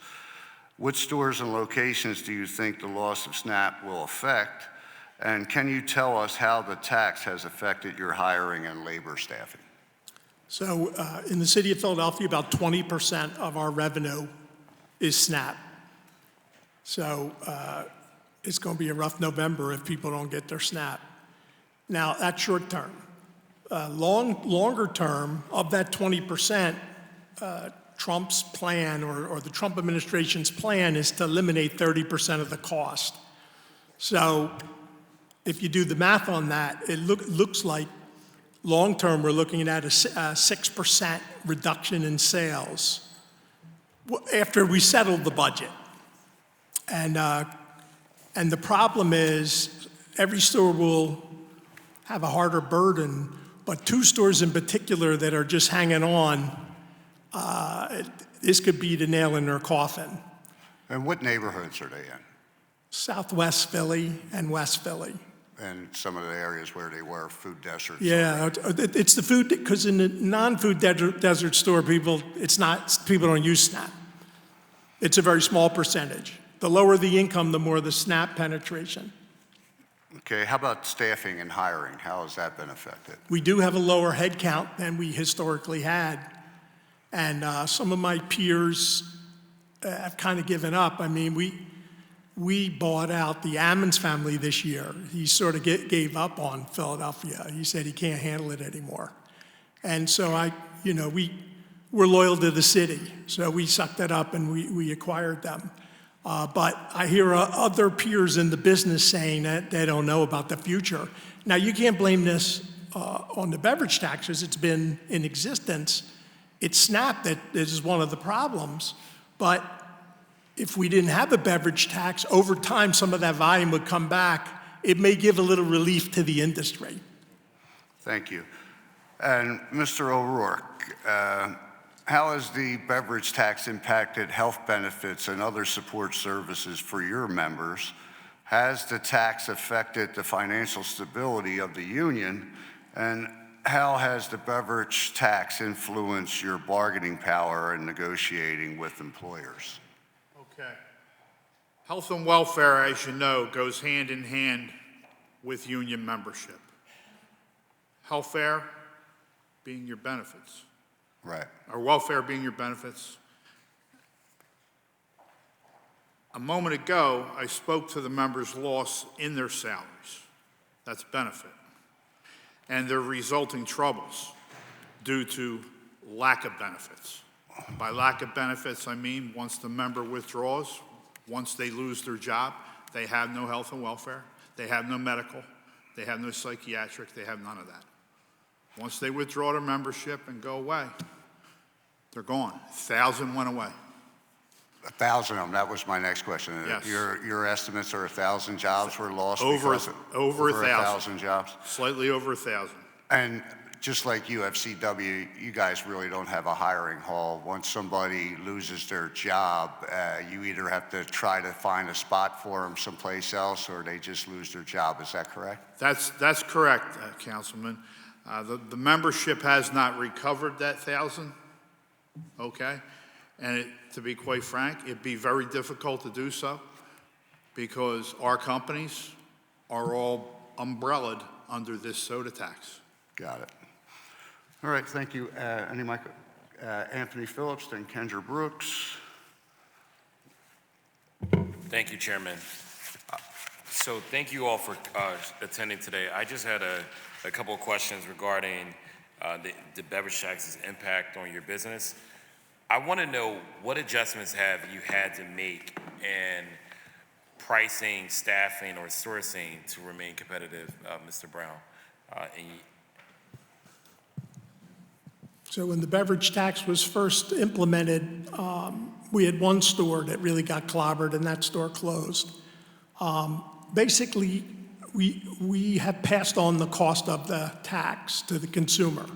So that's why that 2-liter soda is so much more expensive, or all the products are more expensive. We didn't whatever it costs, we pass that exact amount on. And we have stores that lost, 20% of their volume. The store that closed lost 30% of its volume because it's not the beverages. The beverages were never the problem. When they leave the city to shop for the beverages in the suburbs, they also buy their grocery order there. That was the problem. And that is, if in your own life, it's convenient, we're time pressed. So you don't want to shop in 2 stores if you could shop in 1 store. And, we have adjusted to it. So I'm not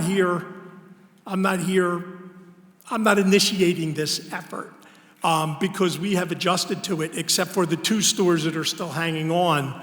But it's the added federal cuts really putting a lot more pressure on us. It hasn't yet, but it's about to. And that's, I'm worried about the 2 stores. And yeah, there will be, if we have a big loss in revenue, like the union said, the hours go by the revenue. It's a formula. So if there's a loss in revenue, there's a loss of hours or positions. And then if a store is losing a lot of money, then there's a loss of the store. And those are all likely things to occur from the SNAP cuts. And so the one thing that's interesting about the beverage tax, if we were to tax a different way and got rid of the beverage tax, over time, some of the lost volume would come back, which might give a little relief under these circumstances. And that is a good reason to consider it. Yeah, and I just also want to add, based off, and thank you so much. I want to say you said something earlier about how can we find ways to add to the general fund, support for pre-K and rebuild initiatives and so forth. That perspective was intriguing enough for me to say, what do you think is a more balanced, equitable solution for this problem? In the city that supports both small business survival and early childhood education, Mr. Brown. So, and when the pre-K people come up, you could ask them about this, how it works. Yeah. But prior to this pre-K program, when our residents filled out an application to get funded pre-K, the application would go through the state first to see what they would pay for. And then my understanding is when we implemented this new pre-K, they stopped that process. And so I do believe that we should try to get the money from the state first. And I do believe, because a lot of our residents are low income, that our residents would qualify. And then what our money should be used for in the city are for the things that the state or federal government won't pay for. I think so. I do think we should take another look at that. And in taxing, if you pick a particular thing and you tax it, you kill it and you lose the business and you lose the tax. General taxes they're better for the city because they get spread out over a much wider base. Of where the funds, right. Yeah. So, yeah, I believe that this tax was very particular because, as you know, we have yet to get the full funds that we need from the state of Pennsylvania. And similarly, we're going to be dealing with school facilities in a way where we have to take care of our own problem because we don't have the funds from the state of Pennsylvania. And so, yeah, I think this to help us solve our own problem again, which is, an issue. Last question I have for the union Teamsters and you, Mr. Brown.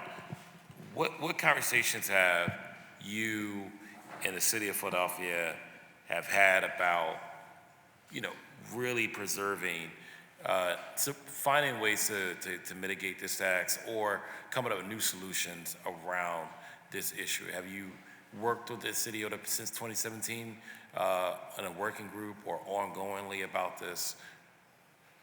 Okay. The tax was enacted in 2017, I believe. Yes. Okay.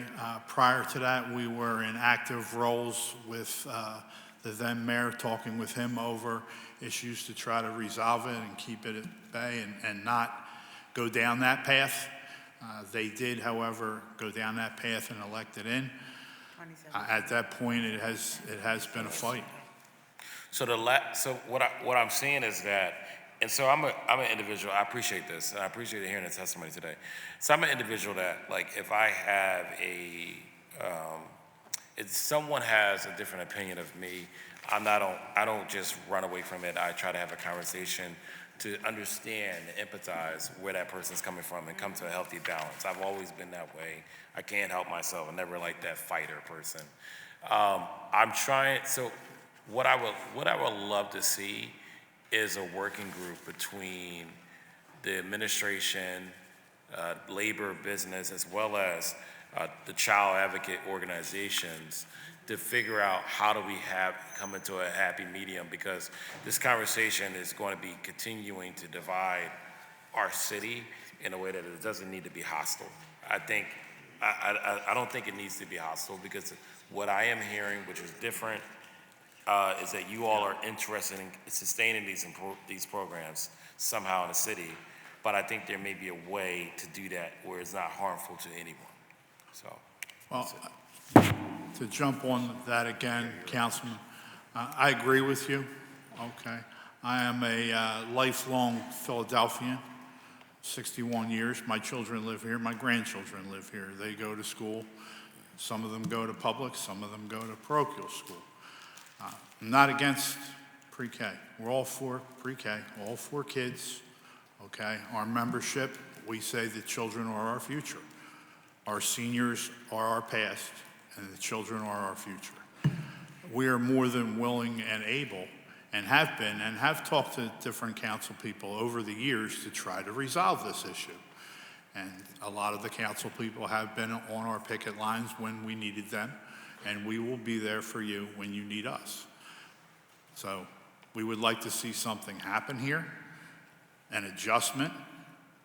Something needs to change. yeah. Thank you so much, Chairman. Thank you. Councilwoman Brooks and then Councilwoman Lozada. Thank you so much, council member. So I have a bunch of questions.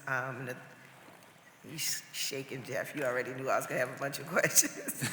I just want to start up, so before I was elected into office, I was a community organizer and activist. My project was the soda tax as an activist organizer, so I'm coming from that perspective. But also, since being in office, I'm very pragmatic. I believe in having this conversation and not being excluded, because people think I'm gonna be an automatic no. So let's start there. And also, to say I'm happy that you guys are open for a conversation, because the conversation and the work has to be done before elimination. I think our council body as a whole, and I'm not speaking for everyone, but what I'm hearing is we're not against a negotiation towards something new. We're against Xing out this program without having something in place to sustain pre-K, rebuild, and community schools, or some iteration of that. And some of these are where my questions are coming from, and I'm kind of going off script so my staff can just know that I'm not saying any of that. One of my questions is around, earlier someone said, this is about supporting small business, and I just want to be reminded that child care facilities and child care is a small business. It's primarily women ran, and in Philadelphia in general, minority women ran industry where they're gaining money, and they just take a huge hit off of our business, the $100,000 tax exempting thing with our business cuts in the city. So our child care providers are getting ready to be slapped in the face at the end of this year anyway, because they're going to have to pay taxes on the first $100,000 of their income. That's one thing. So they need to be a part of the conversation, and they're also not unionized. So we can't exclude them from that conversation. So I want to, as we're thinking about this, all of these things should be included. And then also, I was wondering for the union members, do you know how many of your union members benefit from any of these programs that we're talking about eliminating before a conversation? How many benefit from, whether it's Philadelphia pre-K or ELRC program, which is the state program that you mentioned, that you can qualify, especially if, I'm not sure about your members, but your members make $50,000 to $60,000. So some of them, depending on how many children and their family size, still will qualify for the state program. However, once you hit the threshold, Philadelphia Pre-K has expanded it to include folks that might have one child at $60,000 a year. That $250 a week on that income is a huge hit, regardless you're working or unemployed. So that's one of my questions. Do you know that number and how many people that it affects? That should be a part of the conversation that you're having, not just with the government, but in union negotiation, because union members have children in child care too, and that's a huge impact. And my other thing is around, yes, the union negotiation around child care, because women are usually the sole caretakers or worrying about that. So if there are women within your industry, child care hugely impacts them, so that can't be off the table. And some of these child care programs will still be impacted or available to them if they're unemployed once your services that, I don't know what you say, you go and look for a job and check in. Union hall. Union hall, whatever. Hiring hall. In order to go to the union hall, somebody has to watch the kids for you to do that, right? In order for you to go to the unemployment office, someone has to watch your children to do that. So child care has to be in place, and I would love if in the negotiation conversation, we're not excluding the reality that child care makes everything else work. That's the root of everything else. And I have these notes all over, so just, I've been taken down as you spoke. The other thing I'm really concerned about, we all are concerned about the cuts that our current president is, his whole insight on things. And if we're talking about these negotiations about expanding the sugar tax, because you mentioned cakes and cookies, I don't care what it is. I know that we need to pay for childcare, right? We can expand the sugar tax, increase the sugar tax, decrease the percentage, expand the percentage. We can figure that out in negotiation. But my fear is he's talking about eliminating you from being able to buy any of this stuff on SNAP. So I think that's part of the conversation, but not the only conversation, because the reality, we don't know what food stamps is even gonna look like over the next 3 years, whether we're talking about SNAP benefits or someone's paying out of pocket. So I think that has to be factored into the conversation, because our current president is unstable and kind of randomly makes decisions that affects all of us.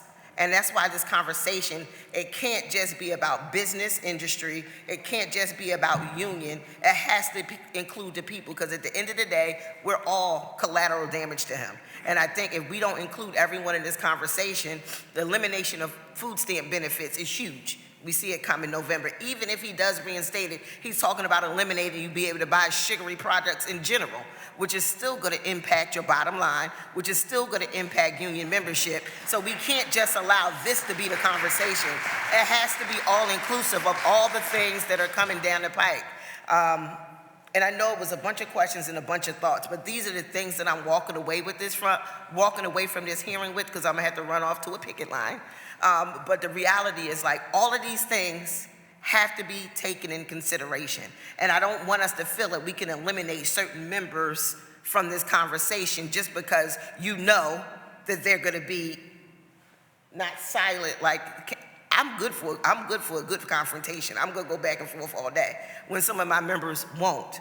However, this is how we get good legislation, right? And if we want it to be better than what we created back in 2017, you said 2017 was the year, right? We need to make sure everyone is at the table and be realistic of all of the impacts we see coming down the pike, from the federal government to the loss of education benefits across the board. If we're talking about the state is gonna fund it, the state can't even set a budget. That's right. The federal government is talking about cutting education in general. So we're at the brink of a crisis. And the people who are gonna be hit most are poor folks and our children. Yep. Agree with that. Yeah. So I would love for this conversation to continue, but we can't start with the elimination of a soda tax. We have to start with a conversation of all these other intricate issues that can get us to a good place where our industry and economy could grow, and the industry people that keep you making money and keep the industry growing are able to take care of their families at the same time. Thank you. Councilwoman, before you leave, I don't think anyone expects any changes unless we figure out a better way to do it, because that wouldn't make any sense. We don't want pre-K to fall apart. I understand that. I think everyone understands that. It's about a conversation of how could we do this in a better way, a more sustainable way. So I agree with you there. The problem with the city taxing items is the suburbs, if they don't tax the same items, we're driving our consumers outside the city. So a broad-based tax, which makes it very small on a lot of things, is more palatable where you don't kill an individual industry. I think whatever we do probably has to be more broad-based. And I wanted to mention that a lot of my employees couldn't work without their kids being in pre-K or daycare. And it's been probably 40 years as part of our contract with Local 1776, we do have daycare benefits. So a lot of my employees have included in their contract, paid for by us, administered by the union, that they could, especially in Philadelphia, a lot of my employees take advantage of that. So you're right about that. Other unions should do it as well. And I'm a trustee on that fund too. So. Thank you, that's good. I'm glad you guys are doing that. This is very important. Yep. And I'm glad, Jeff, that you brought up about being different options and maybe stretching it across other stuff may help, or maybe doing this. But that's what this is about. This is figuring out how, again, we make it sustainable. None of us want to get rid of pre-K. Let's make that absolutely positively clear. Pre-K is a must, especially in neighborhoods like where I come from and the rest of our council people come from. We need it. It's not a thing. I myself believe we should be paying for it as a city. I would also like to see us expand it. But that is a conversation on how we do this, because the bottom line is within a few years, the soda tax is not going to be feasible. We're already putting up a lot of money to just get the status quo. That's not advancing this any further. That's not including more kids, because we have more kids that need it in Philadelphia. Maybe that also is looking at some of the parameters that we have set up already for the income levels and stuff like that. And I know that part of that reason we didn't have the income levels because we wanted to make up for what the state and feds were not covering. So I'm glad to see that people are willing to have the conversation. That's what this is about, trying to put some people in a room from both sides to say, this isn't working anymore.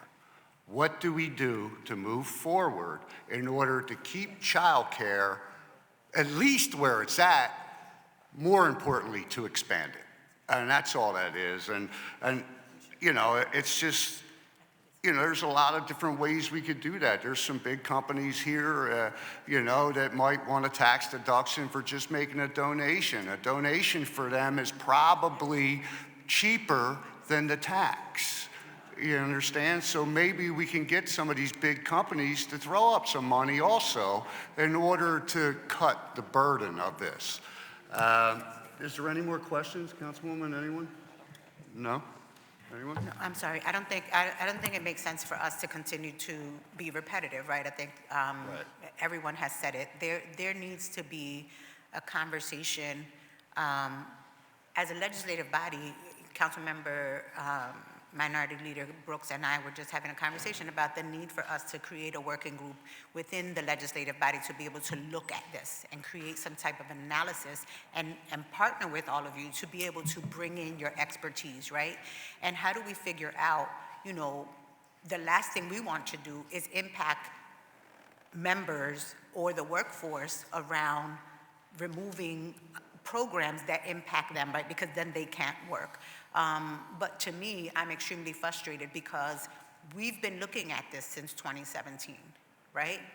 There's no reason why we haven't brought you to the table to have a conversation about how this is impacting business, families, and children, right? There's just no reason for that. And so I would like to consider myself a common sense type of an individual, and we shouldn't get here without having had all of those conversations, without talking to chamber, any of our chamber of commerce that represent businesses, without talking to anyone in the industry, without talking to unions about how is this tax impacting us in every single industry and in government, and then get here to have conversations about what do we do and what are the options, right? And so I'm hoping that as a result of this hearing, we are able to work with everyone to figure out how do we make this better. I don't want my bodegas to close because they hire local.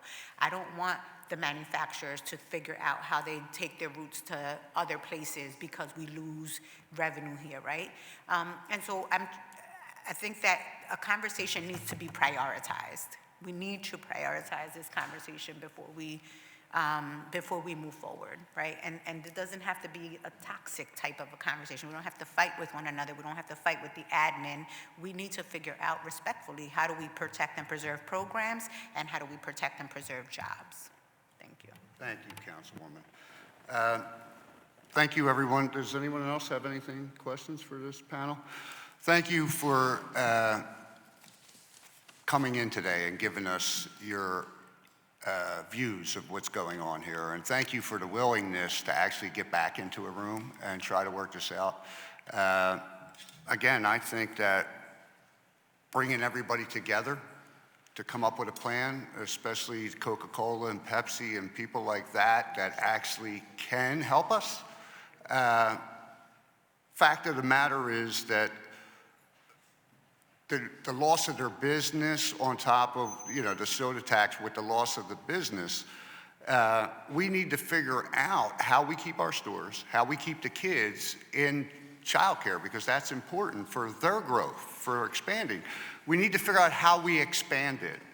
And if that is partnering with some people in the philanthropy sector to try to come up with a plan that involves everything, not only a soda tax or whatever it is, whether we stretch it across other products, but how do we come up with this money to pay for these kids? And I think there is a way there. I think negotiations work. Business people know how to negotiate. They know that if them donating money and getting a tax deduction is going to be less than what their business is going to lose, then I think that they'd be willing to do that. It just makes sense. So maybe we need to get everybody in the room, and I'm with my council colleagues that maybe that's the legislation that comes next, is the working group, to put you and our people in daycare and all in a room together in the pre-K and work this stuff out. Whether it's a combination of some form of a tax plus some philanthropical efforts, then we know what to do. One thing I know about the city of Philadelphia and the people, and a lot of our big businesses, they step up when they have to step up. They step up when it's the right thing to do. And I think if we combine everything and all those things and look at all of it, I think we come up with a better plan. And that's what it's about, keeping the program without adding more of a burden on everything that's going to come down the pike. Because the bottom line is we don't know what's coming down the pike. He may cut everything in the federal government, and who knows when we're going to get a budget in the state. So there's no question that we need to pay for it. The question is where the money comes from. Thank you for your testimony. Thank you.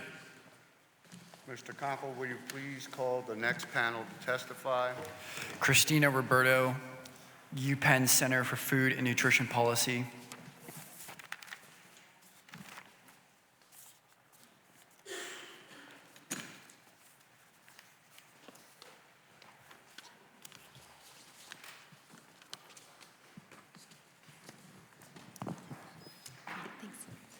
Hi, everyone. My name is Christina Roberto. I'm the Presidential Professor of Health Policy at the Perelman School of Medicine at the University of Pennsylvania.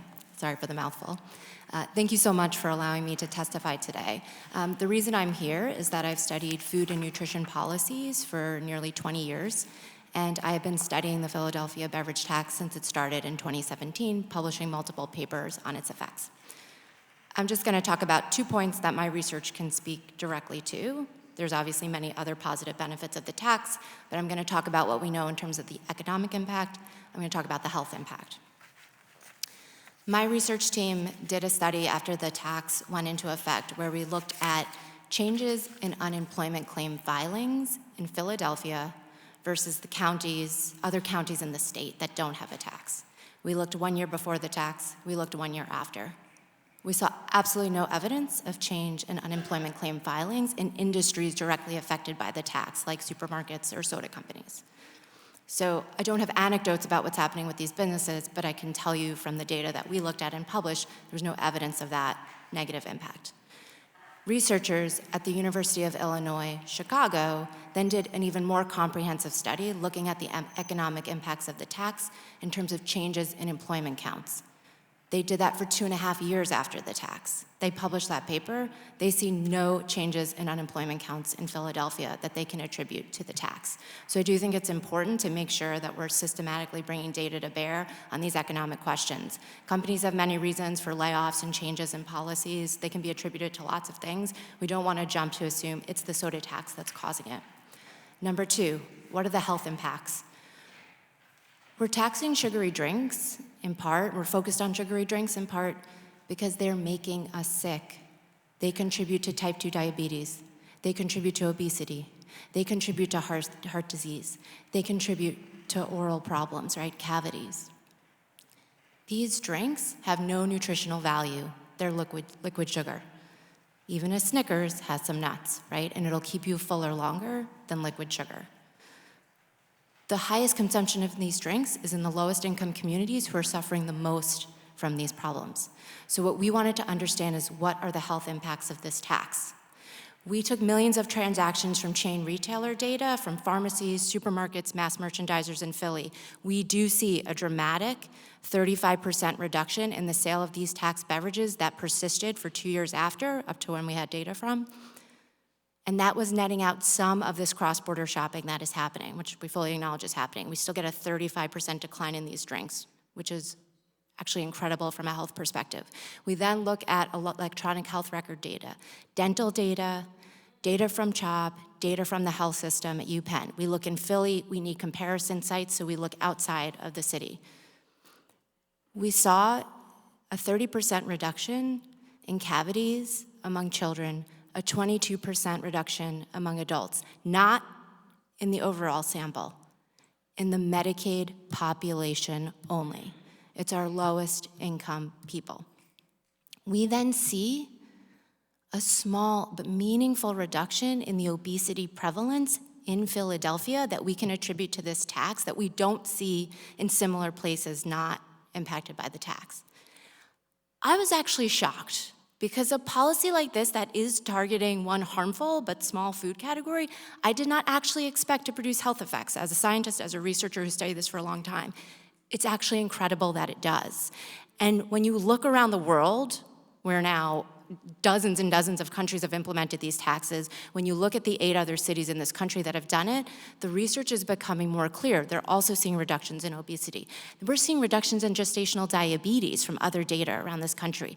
And that's why more cities and states are suggesting to do these taxes. In fact, one way to fund SNAP is do a tax at the state level, right? And sure, if you want to expand it to candy because you need more revenue, great. These are products that are making us sick, and we're seeing the benefits in multiple ways of this tax. I think it would be a grave mistake to repeal it.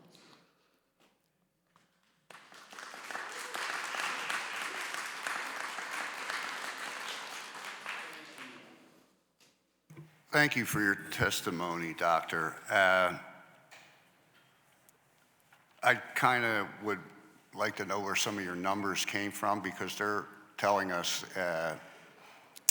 1,000 Teamsters jobs were lost in correlation to the soda tax, and 1,000 UFC jobs were lost because of the soda tax. But you say that's not the case. Yeah, so you could use publicly available unemployment claims filing data. What I'm trying to convince you of is, you know, I can share that. Excuse me, I'm sorry. So I can look at the unemployment data, right? But that's taken into effect everybody. Did you look at directly the United Food and Commercial Workers and the Teamsters and the other union shops that may have something to do with this? Because when you, of course, if you look in general, it's going to look like it didn't do much. But if you target the businesses that it affected, that's something different. So could you explain that to me? Yes, so that's what we're looking at. We're looking within industries that would be directly affected by the tax. So I can tell you, hey, this is what's happening for soda companies, this is what's happening for supermarkets. So they would all be captured in those very specific categories. So you're not seeing the fact that the Teamsters went down 1,000 employees and the UFC went down 1,000 employees? So I'm telling you, we looked at this for the year before and the year after the tax, and there was not evidence of any major impacts in terms of unemployment claim filings. You will see in the data, I for see it example, leading up to it, when a store closes, which we are not observing in our data, you will see a big spike in the data. The data will pick up changes in unemployment claim filings, and we don't have evidence of that in our data. Now, if 5 years after layoffs have been done in this industry, they can really say anything. They can say it's because of the tax, but there are all sorts of dynamic forces happening. That What's goes unique the same about way for you, though. You can say the same thing. well, no, because what what's unique about what we're doing that they're not is we are carefully selecting comparison areas that don't have a tax as opposed to providing, here's what happened to my business. We can then look at that comparison to say, here's what would have happened if there wasn't a tax, here's what happened when there is. Without that comparison, you can't causally link the tax to changes in unemployment claim filings.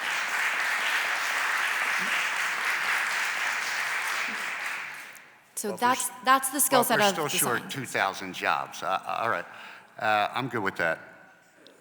The research suggests that a link between the beverage tax and lower obesity rates, but considering sugar is consumed through countless other products, baked goods, cereals, snacks, how can we isolate that impact to be sure it's not overstating the effect of the tax? So maybe it's helpful to explain. So part of the way that we're able to causally say the tax had this impact is the kind of study design we use.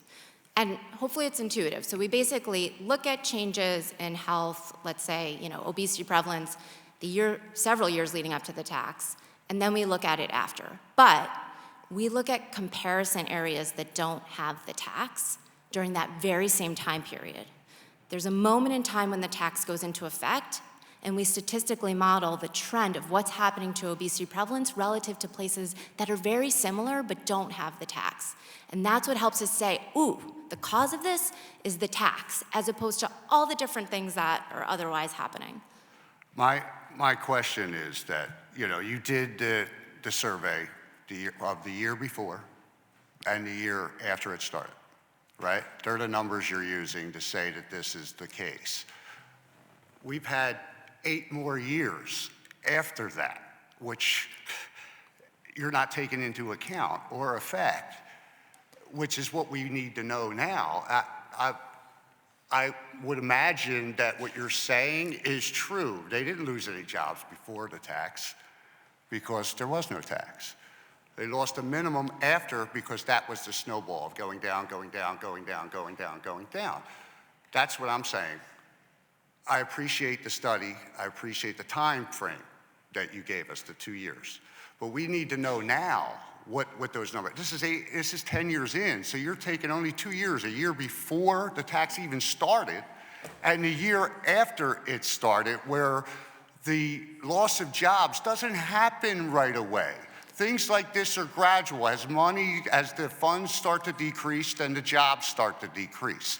So I'm not saying anything wrong with your study or anything like that. I'm asking if we can expand your study, how's that, to include these 8 years that you're not taking into account, where we know jobs were lost. Well, but think about it, right? So if you look at my graph, which I don't have, so I'll draw it for you, we see the impacts of the tax in terms of sugary drink sales drop immediately. And then in our data, and that study is for 2 years after, it just stays constant. And so there's no reason to think that all of a sudden 5 or 6 years later, there's some big change that companies have to make to start laying off workers, because the tax effects were immediate and they've basically been sustained for those 2 years. You're right, I don't have data 5 years out, but there hasn't been huge dramatic changes. You need the data 5 years out because, doctor, you can't tell from the data for 2 years from when it didn't start to when it did start. That's all I'm saying. But we do What know I'm that the saying is revenue if has we been. had those 5 years, in those 5 years, you would see a steady decline from them businesses and the number of employees that they hire. That's it. So all I'm asking is that maybe you guys expand your study to include the years that are a thing, because I personally don't get it. You got 2 years, one of which wasn't even included, there was no soda tax, and one that there was soda tax, but it's the first year when it's just starting. We know that in the first couple of months of the sugar tax, our estimated revenues were through the roof. We tripled what they thought we were going to bring in. But then what happened was the third month came, and people figured out where they were going to get their groceries. My thing is, I would just like to see the study expanded in order to see those years after the sugar tax was implemented, because they're the years that are actually going to show you something. The year before and the year after ain't going to show you anything, except what is there. Like, it's not going to show you that the year after they dropped couple hundred jobs. The year after, dropped a couple under 100 more jobs, until we're at the place where we're at right now, which is their numbers are 1,000 Teamster jobs have gone out the window and 1,000 UFC jobs have gone out the window. That's what we're trying to get to. There's no one's arguing the benefits either way. The health benefits, forget about it, it's great. And I love the fact that we're going down in obesity. I don't know if we can actually say that's just because of the sugar tax when we're still, sugar is still on the menu. It's not, you get candy bars, cereal, sugars and everything. We're only taxing one part of it, which is one thing.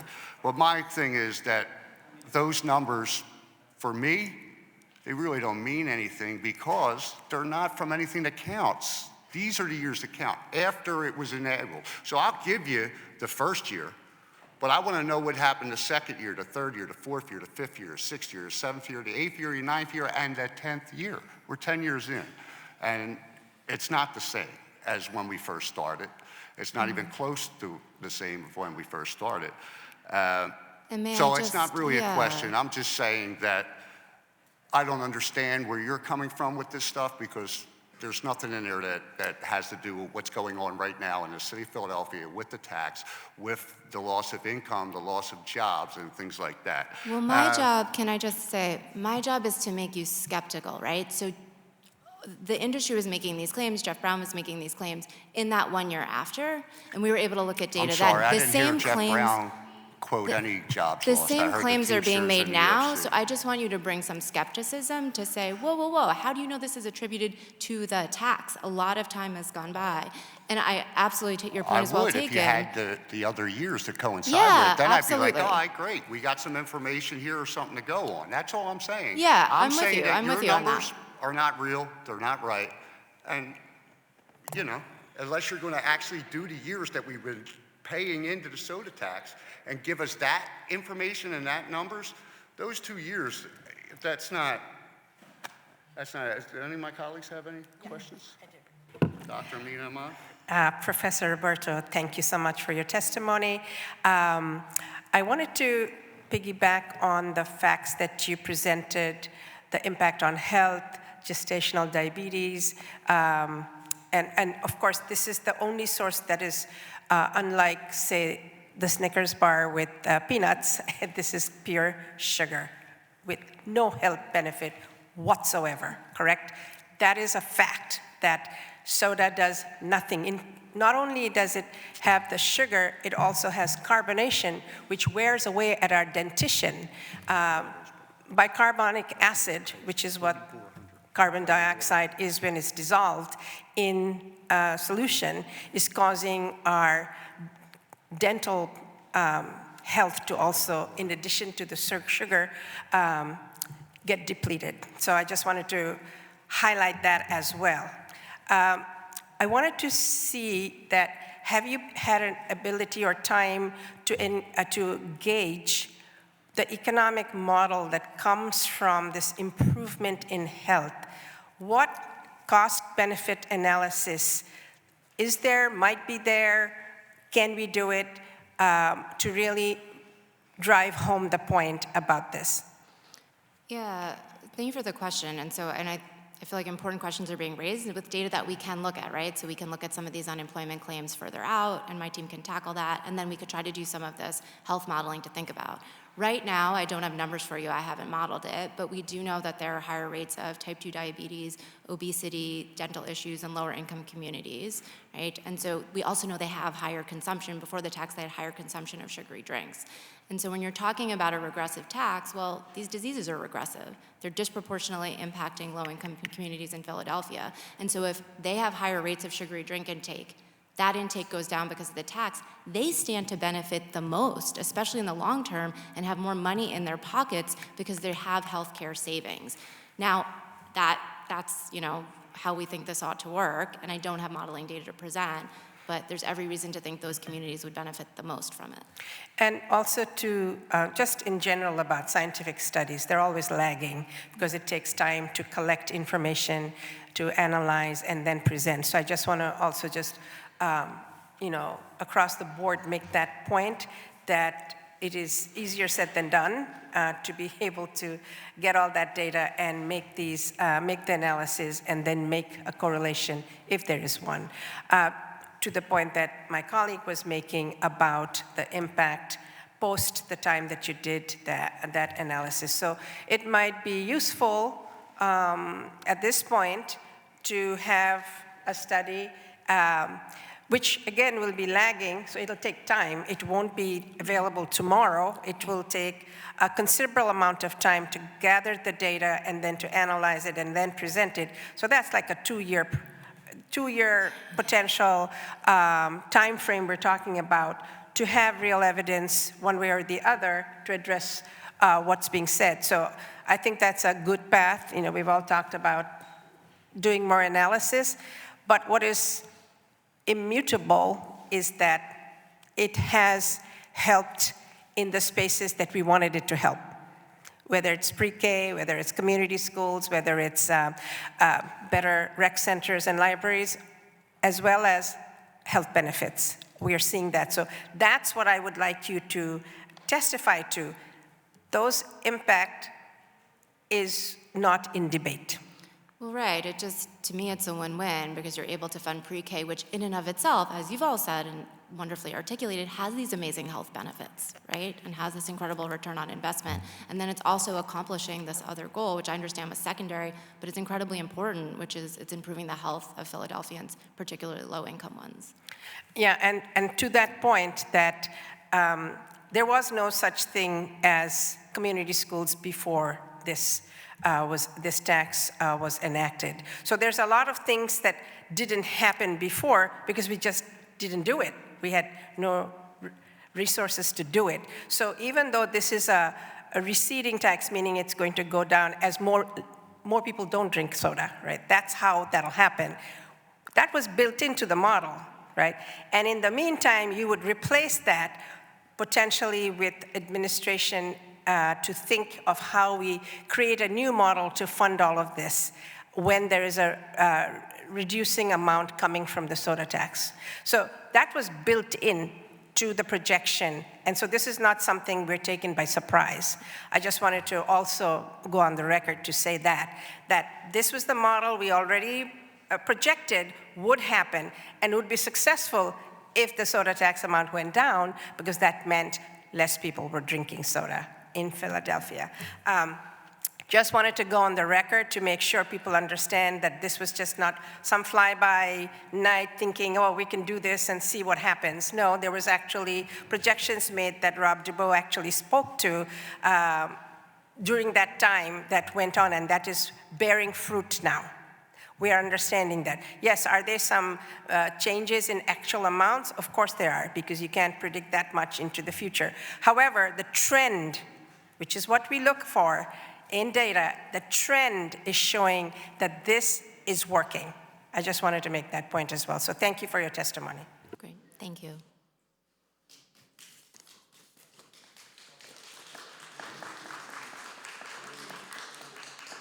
The only other question I have is, how do you disseminate? So, for instance, we know that the obesity is going down. right? You're saying because we have the soda tax, that's a correlation to that, because people are not buying the soda that they used to buy or whatever. But that's not actually the case. People are still buying soda, they're just not doing it in Philadelphia. So how do we know that the obesity is directly correlated to the actual? Yeah, so our health outcomes, this is always a challenge in science to try to figure out cause and effect. And so we think a lot about methods to be able to say, it's actually this thing causing it, not just a correlation, like it's causing it. And so when you look at a health outcome like weight gain, obesity, or dental caries, if you're buying soda outside of Philly and drinking it in Philly, it's not going to show up in your electronic health record. If you see a drop in obesity prevalence, that's captured, right? Everything you're eating is translating to your health. So we don't have to worry about that kind of bias in these data, because if you're still drinking it, then we're not going to see a drop in obesity prevalence. If you're going outside the city and still drinking it, we're not going to see a reduction in dental caries. Well, That's what's so nice about the how do we health know that? outcomes. How do we know that? That's Because- the question. Like, how do you come up with these numbers?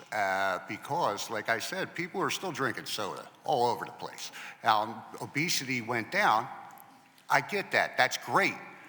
But how do you directly, Yeah, so- you understand what I'm Yeah, saying? yeah. Like, how do you draw this causal conclusion? So basically, we have data from clinics inside Philadelphia for several years leading up to when the tax goes into effect. We need to compare those data to clinics that are just outside Philadelphia, so, right? Still in Pennsylvania, bordering Philadelphia, right? During that same period of time.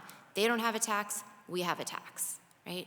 And so then we're tracking what is happening to weight in these places, and we're making statistical adjustments to make these populations look similar, and we're following. And all of a sudden, when the tax goes into effect, you start to model the trend, and this is a longer term study because we don't expect changes in weight to happen until at least 1 to 2 years after the tax. So these are data that we have beyond 2 years.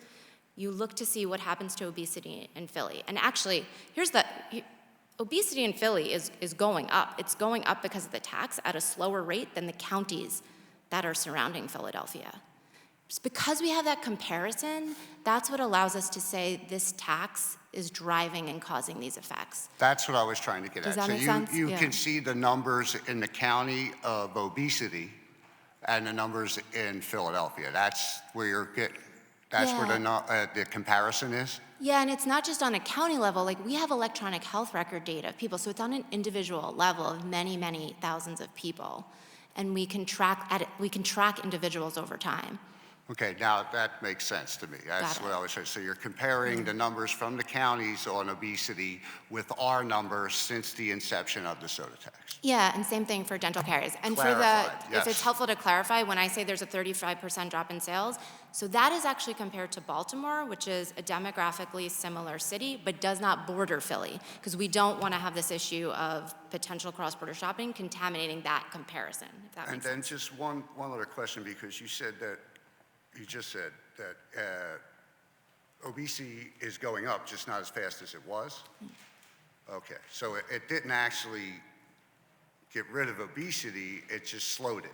Well, of course, no one policy would ever do that, right? No one in this room thinks that. I'm trying to figure out where this information comes from and how we disseminate the information. Yeah, so think about it. We have a huge health crisis in this city, in this country, right? And so we're going to need multiple policies to tackle it. That's why taking a policy that's actually made a little bit of a dent and taking it away feels like a step backwards. So how much did the percentage drop between Yeah, the so in county and obesity Philadelphia? prevalence, it's about a 0.4%. Because it's still going up, it's just dropping. Yeah, so a 0.4 percentage point change between Philly versus the counties. 0.4? Yeah, percentage point. 0.4%? Yeah. All right. So not even a full percentage point. All right. But if you Thank look you, at that Doc. in the context of health outcomes and our ability to impact obesity, almost nothing works. So even a small change on a public health scale makes a huge difference. Look at COVID, right? You might say 1% of the population is affected. That's millions of deaths. So you have to think in a public health lens. 0.4%, that's huge on a public health scale. Any questions? No? Thank you so much Thank for you your so much. I testimony. appreciate it. You gave us some good information.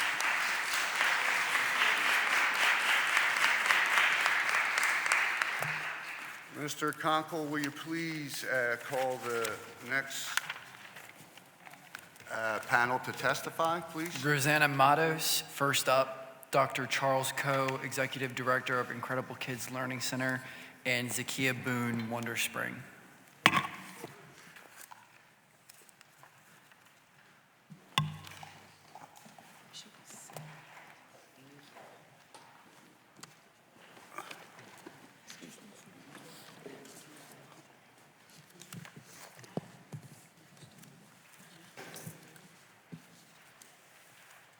Hello, this is Rosanna Matos. Good morning and thank you for the opportunity, good afternoon. And thank you for the opportunity to testify today regarding resolution number 250028, introduced by Councilmember Harity. My name is Rosanna and I come before you in a dual role. I'm a proud advocate with First Up, but I'm also a grandmom. First Up is an organization that supports early childhood education. A lot of the teachers and children that you saw here this morning, we support them. And a lot of them do host Philly Pre-K. As a grandmom to my first granddaughter, Aliana, who will soon turn 3 years old, our family is counting on Philly Pre-K to provide her with the high-quality early education she deserves. Philly Pre-K's inclusive enrollment model gives my family and many other families the opportunity for early learning to be accessible for them.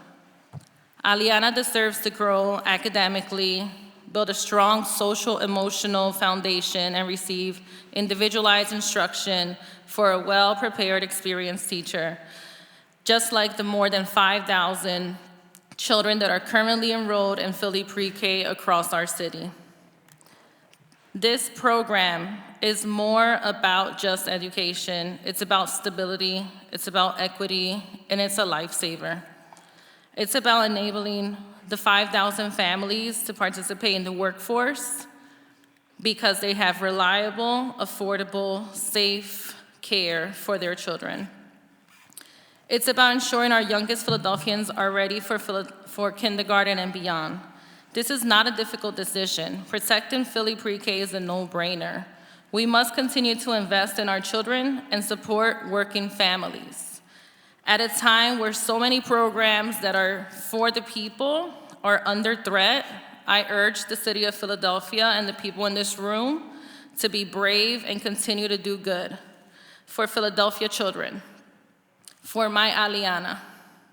This city has big homework, and that is to look for access to high-quality childcare, not for just the 5,000 and more Philly Pre-K children and families, but for the more than 20,000 children that are not getting any funded, that do qualify in this city.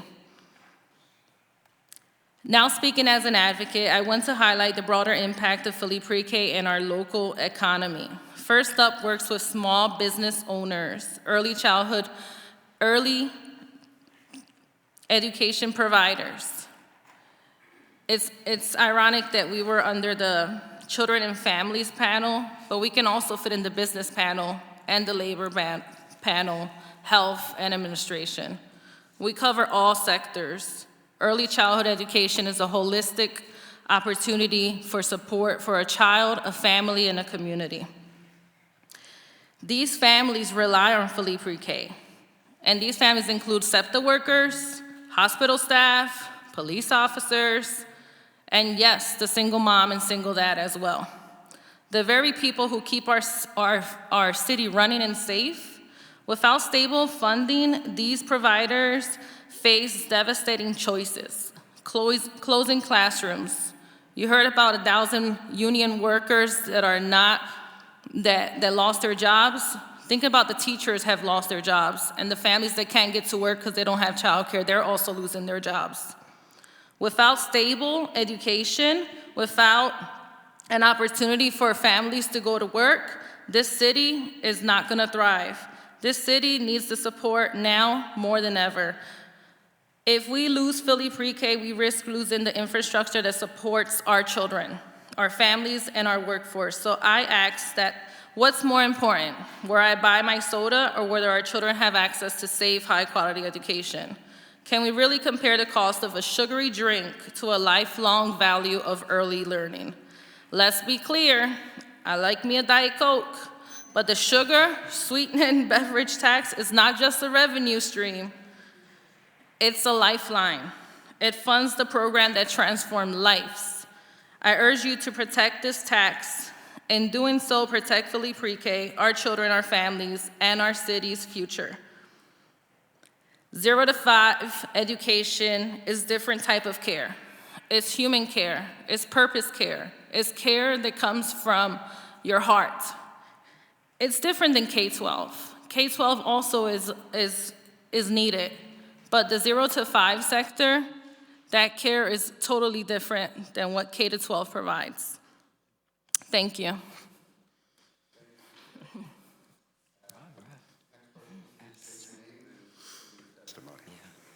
I'm Dr. Charles Coe, MD, the Executive Director and founder of the Incredible Kids Learning Center organization.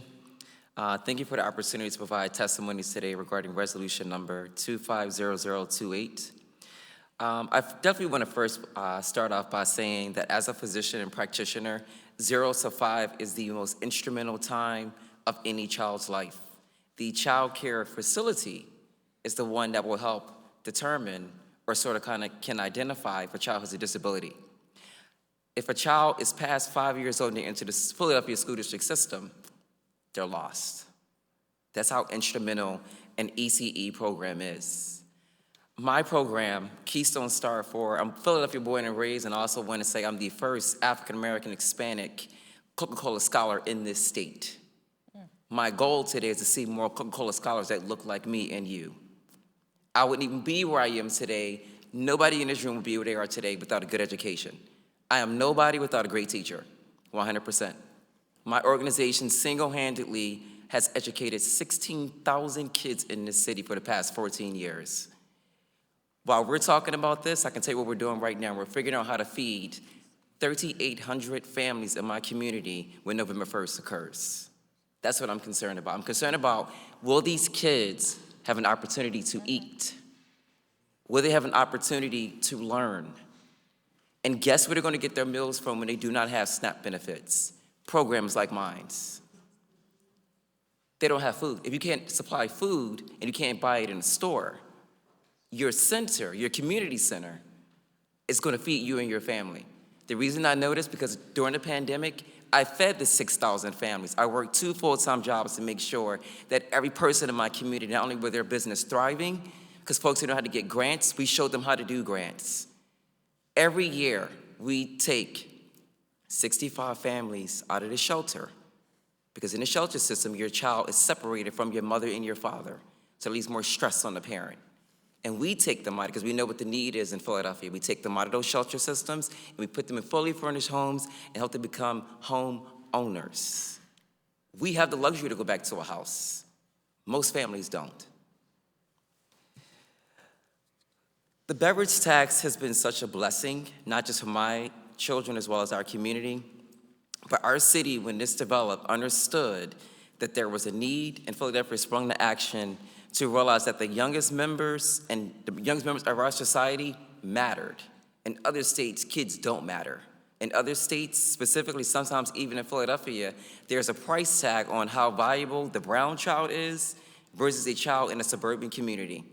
I created Incredible Kids to make sure that the same private school education, preschool education, when you go to our preschool center in the county, the kids are well prepared. You come into the city, there was a lack of structure. Programs like Rosanna's, Children First, First Up, are the ones who help quality. They bring quality to the city. It's disheartening to say my child, your child, or even your child shouldn't be entitled to a high-quality education. If we do not have the program, that is going to be the root cause. No high-quality education for anyone. I can tell you right now, as a physician, the hardest conversation I have, and as a trauma specialist, is when I have to go and have a patient sitting in front of me whose child is taken from them because they don't have a resource or a community center. Have that conversation with the parent who's lost their child. There's nothing you can say. Our programs save kids. Our programs feed families. Our programs create jobs. Our programs beautify the community. We have beautiful community centers because the PHO pre-K programs enable you to have funding to beautify your space, to beautify your community. I should have to take my child to a different community in the suburbs because the park that we have sucks. Or they don't have a high quality education, so they leave the community to take their child to a different community, so that in lacking, our community suffers. So therefore, if our community is suffering, we don't have high quality programming. So that's another win for the suburban area, not our city. I'm born and raised Philadelphia, proud to be a Philadelphian. My goal is to make sure that not only was I able to become the first scholar in this city and state, but that my young brothers and sisters and all in between have the same unique opportunity to do so.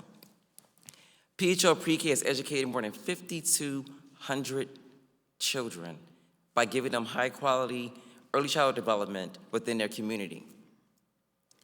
The beauty, when we talked about people losing jobs, PHO Pre-K in general created 1,400 jobs, 1,400 leaders in the city. Our city is based and built on leaders. We educate them from 0 to 5 to make sure that they can get a position. You, me, you, and my counterpart to the left of me. They would not have that if it wasn't for these investments in these programs.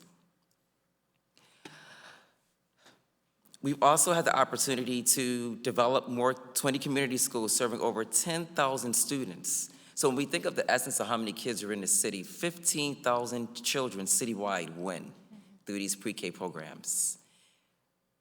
My concern is when we go to have a conversation with the big business leaders, can we also make sure that the ECE community has a seat at that table? Because during the pandemic, I cannot tell you, 912 programs closed because there was no funding. During the pandemic, we were almost ready to lose all of our pre-K programs. In this economy that we're in now, if we do not have the support in these programs, there will be no childcare. I guarantee you, everyone that works in City Hall who depends on childcare, they will not be able to show up to work. We discovered that during the pandemic. I heard the gentleman say $50,000 to $60,000 was the income for someone that can work at a store. A teacher typically makes $30,000. I know that for a fact. I served 14 years for Jeb's Human Services in the Frankfurt area, and half of my case roster was social workers in the 19124 zip code. Half of those people that were teachers were getting government assistance because they could not make it. The bigger issue is, and we had this enlightening conversation back in April, is that a parent cannot afford to take a promotion at a job because they no longer qualify for subsidy. If you're at 25 cents over the income threshold, so 50 to 60,000 is a blessing for some people when you're typically making 30. If you do not qualify for subsidy, you cannot take your family out of poverty into promise. That income threshold is a nightmare. So you cannot. How do you excel? We don't want folks leaving the community. If anything, we want to educate our people. We want to bring more resources in the community because in essence, that's how the community wins. I'm a community guy. I know it's nothing that one can tell me about what goes on in the community because I work there and I stay there. My programs are there. I have more teachers who were welfare to work recipients at the Northeast Earn Center in Frankfurt Avenue, where I so proudly serve, that are now bachelor's and master's degree individuals winning through that education. And guess how the education was paid for? PHO Pre-K pays for those teachers for free through the TEACH program. That is a blessing that you can live in our city and state and get a free, high quality, not even just a pre-K education, a college education, where college right now is not even in the reach of any person that we know of. That means that family is now winning, that child's gonna win, that child has a resource. You know how many cases I have from DHS and trauma-informed cases in my center? I lost count when I got to 200. Trauma-informed care, early intervention, all that starts at the pre-K level. The teacher is the therapist, the cheerleader, the coach, the mascot, hell, the second parent. They're the ally. Parents don't have enough resources. I am with you. Parents need more resources. You know who has the hardest job in the world? The damn single mom who can't take a promotion, who's a domestic abuse survivor. I know it because I had a conversation with him this morning who came from the shelter system. And guess how she united with her kids? Because we fed her and her kids. When you walk around with a size 12 boot print of a Timberland boot on the side of your face, but your kids come to us to get a good education. Child care centers are the safe haven and the essential backbone of the city and state. None of us will be able to be functioning the way we function today without high quality pre-K. When we talk about solutions, ECE or the practitioners are never part of that conversation. Decisions are made for educators, keyword educators, who can educate other people, but they're never part of that conversation. That's the hardest part. The most MVP people in this city and state is an educator who does not have a voice. I get to have a voice as a male. I said, you know, I could become an ECE provider, I could become a trauma advocate, and I could become a physician. All three of those roles is attributed to the strongest woman I know who's no longer here, who was an educator herself. So I look at the priority that I have to have and the weight of the world on my shoulders, making sure that the ECE community continues to thrive, that we have the appropriate resources, that means adequate funding. If you ask any teacher within the pre-K setting when is the last time they received a raise, they'll sit there and they'll look at you and they'll say they do not know. They receive $10 to $13 in a salary that keeps them below the poverty line, but we can have someone make $50,000 to $60,000, and a teacher makes 25, maybe 30 if she's lucky, with a bachelor's degree, let alone a master's. She's lucky if she can cap out at 45. Lucky, that's a key word. We were sitting here thinking, okay, maybe we can get a teacher the extra $1,000. An extra $1,000 may not mean anything to anybody in this room, but it will mean something to somebody whose light's about to get shut off. It will mean something when we have a community center that could potentially open in a community that has an available space, but there's no funding. I myself, with educating 16,000, I want to educate even more. It breaks my heart to see 938 programs closed during the pandemic and they have not reopened. If we continue on the path, you will have several more. Are we saying that our kids do not matter, should not matter, and will never matter? That's what we're saying. What we have to figure out is how to make sure that they know that they matter, show them that they matter, and the best way we show them is by showing up for them. Our children don't need anyone to keep talking. We need champions in education, champions for women, champions for rights. We need champions for people to say, I believe in you, I believe in your community, so we work together to figure out how do we strengthen this community so we don't be in a position where every year we continue to lose. Because every year we continue to lose. Every dollar, I'll break it down to you in layman's terms. Every dollar we lose, that's a child that doesn't have an education. Every dollar that we use, that's a person that cannot go to work. Unemployment. Let's talk about how many teachers were unemployed. I know for a fact we support the local grocery stores. Our ECE programs single-handedly create ecosystems within the community to make them thrive. The only reason somebody can work at a supermarket, I know that because I have more supermarket employees in my program than anywhere else, and we're in the Northeast Corridor. The only reason somebody can go to work for SEPTA or to clean these streets or to be security at a Walmart or at a supermarket where everything's locked up is because they have adequate childcare. There are also preschool providers that exclusively provide childcare for unionized workers. That means they can get the job, they can get the work. So if they don't have a program, would they be able to work? We have programs where, because of exclusive contracts within the union, their kids get a high quality education. Because at $50,000 and $60,000 a year, they're over the income threshold. They do not qualify for it. So let's strip away childcare and let you keep your $50,000 to $60,000 a year salary. And now factor in $2,400 for an infant, $1,850 for a preschooler. That's not even including a child with a disability. Your rate doubles because you now need double staff. And they're not even staff, they're specialists. I ask and I urge everyone not to take away, but to contribute to. As a champion for education in children, when you go to have the hard conversations, I know what it's like to be at the DC level because I was just there last week. So I know what that's like. I want to make sure that our programs not only continue to thrive, but our children in our city no longer lose. You go to other cities and states and the children are winning.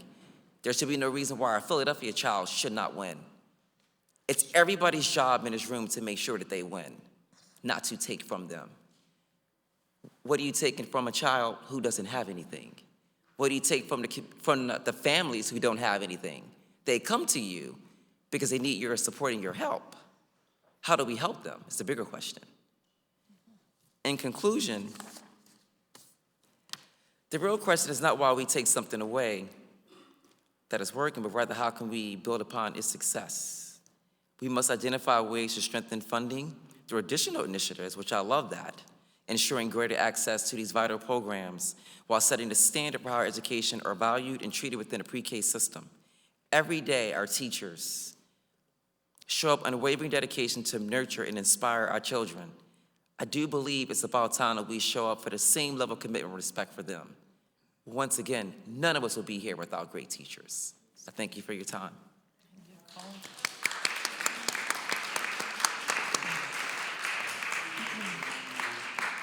Please state your name and begin with your testimony.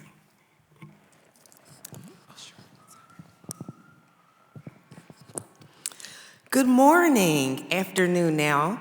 My name is Zakia Boone. I am the Chief Executive Officer at WonderSpring Early Education, a nonprofit provider of quality early learning programs for the past 60 years. Thank you for the opportunity to provide testimony today regarding resolution number 250028, introduced by Councilmember Harity. As has been previously said, no one here is discounting the importance of pre-K. What I am going to say before I even dig into the impact on our youngest learners is my phone number is 610-733-1857. For the record, I am more than happy to convene all parties to find stable funding to increase pre-K in the city of Philadelphia. Let me tell you why this matters. This tax links accountability to opportunity. We've heard it. No one is saying pre-K doesn't matter. No one is saying out-of-school time programs don't matter. What we need to decide, and thank you so much, Councilwoman, for your statement, is that we need a across-the-board way that we can agree upon to sustain this funding. Let's make that happen. Number one, repealing or even reducing the tax risks destabilizing the funding stream at a time when, as we just heard, with federal funding in jeopardy, so much is unstable. We need to expand, build upon what we already have. In the words of our beautiful, illustrious mayor, one Philly, a united city. Let's come to one table. Let's not point fingers at whose jobs are more important. Teachers' jobs are important. Union jobs are important. Everyone has a family to feed.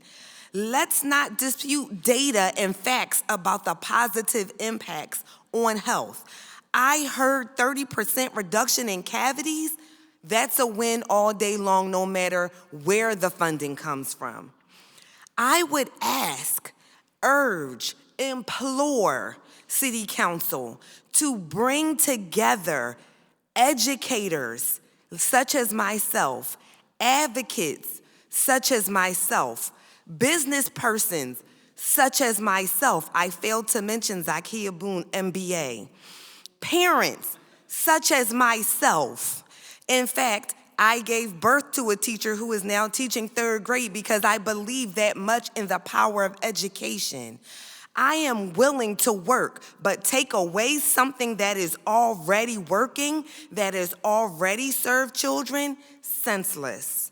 I encourage that conversation where we put our heads together, one Philly, a united city. I'm going to say it again.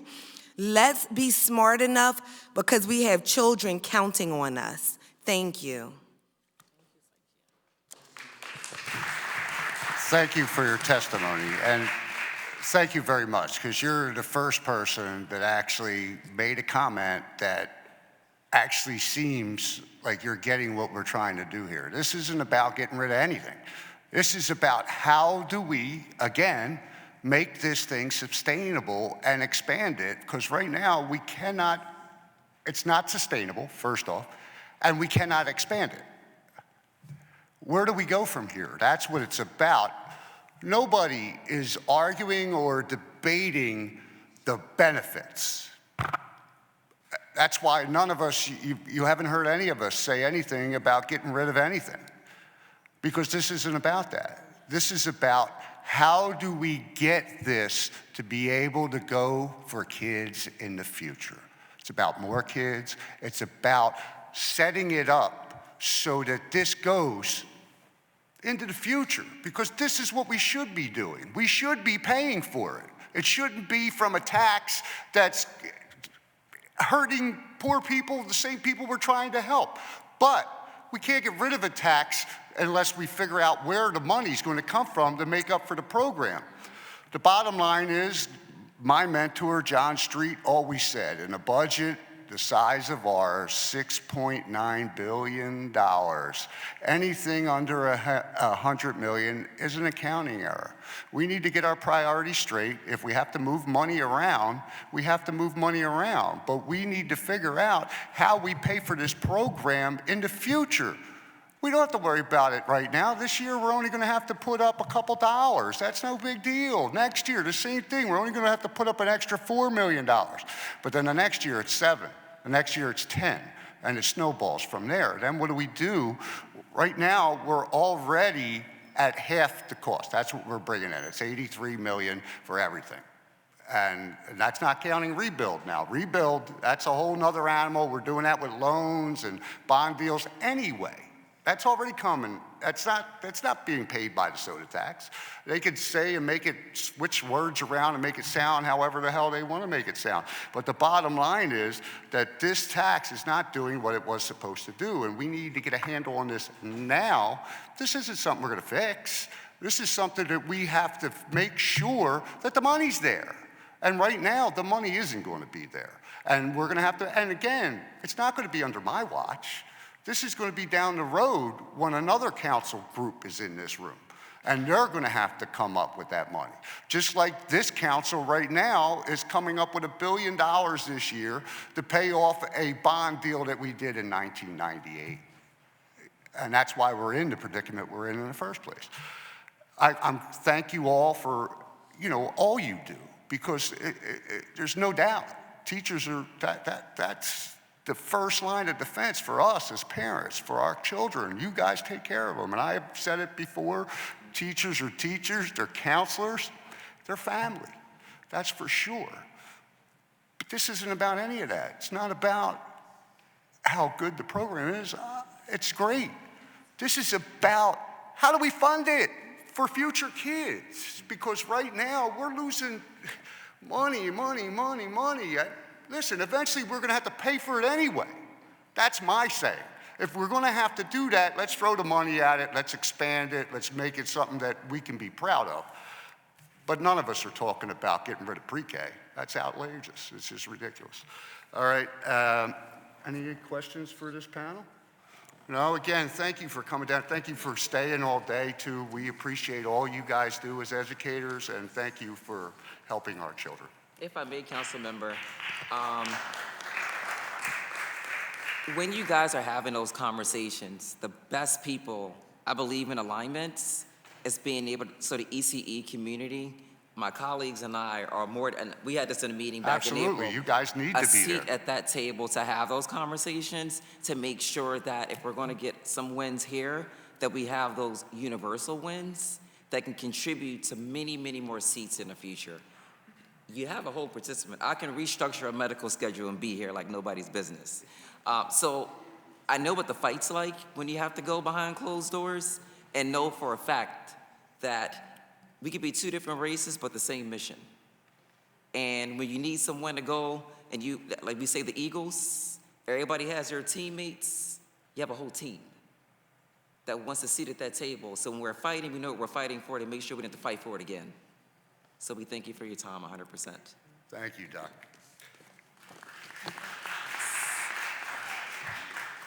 You know, I'm starting to think that we need to form this working group ASAP, because communication seems to be the lack that we're getting here. Mr. Kunkel, will you please call the next panel to testify? Fran McGorry, Liberty Coca-Cola, Reginald Goins, the Honigman Group, Michael Howells, PFMA, Jennifer Rodriguez, Greater Philadelphia Hispanic Chamber of Commerce.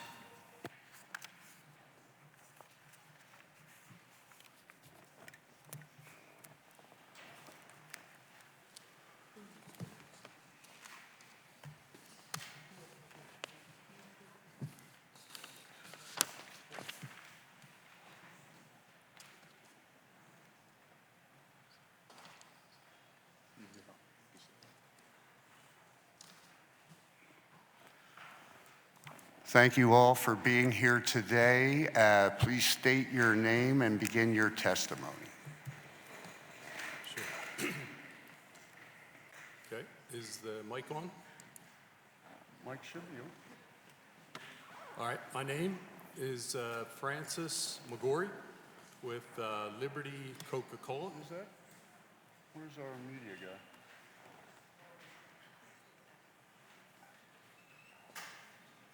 Do you need a break? Do you need a break? The IT guy. Mike.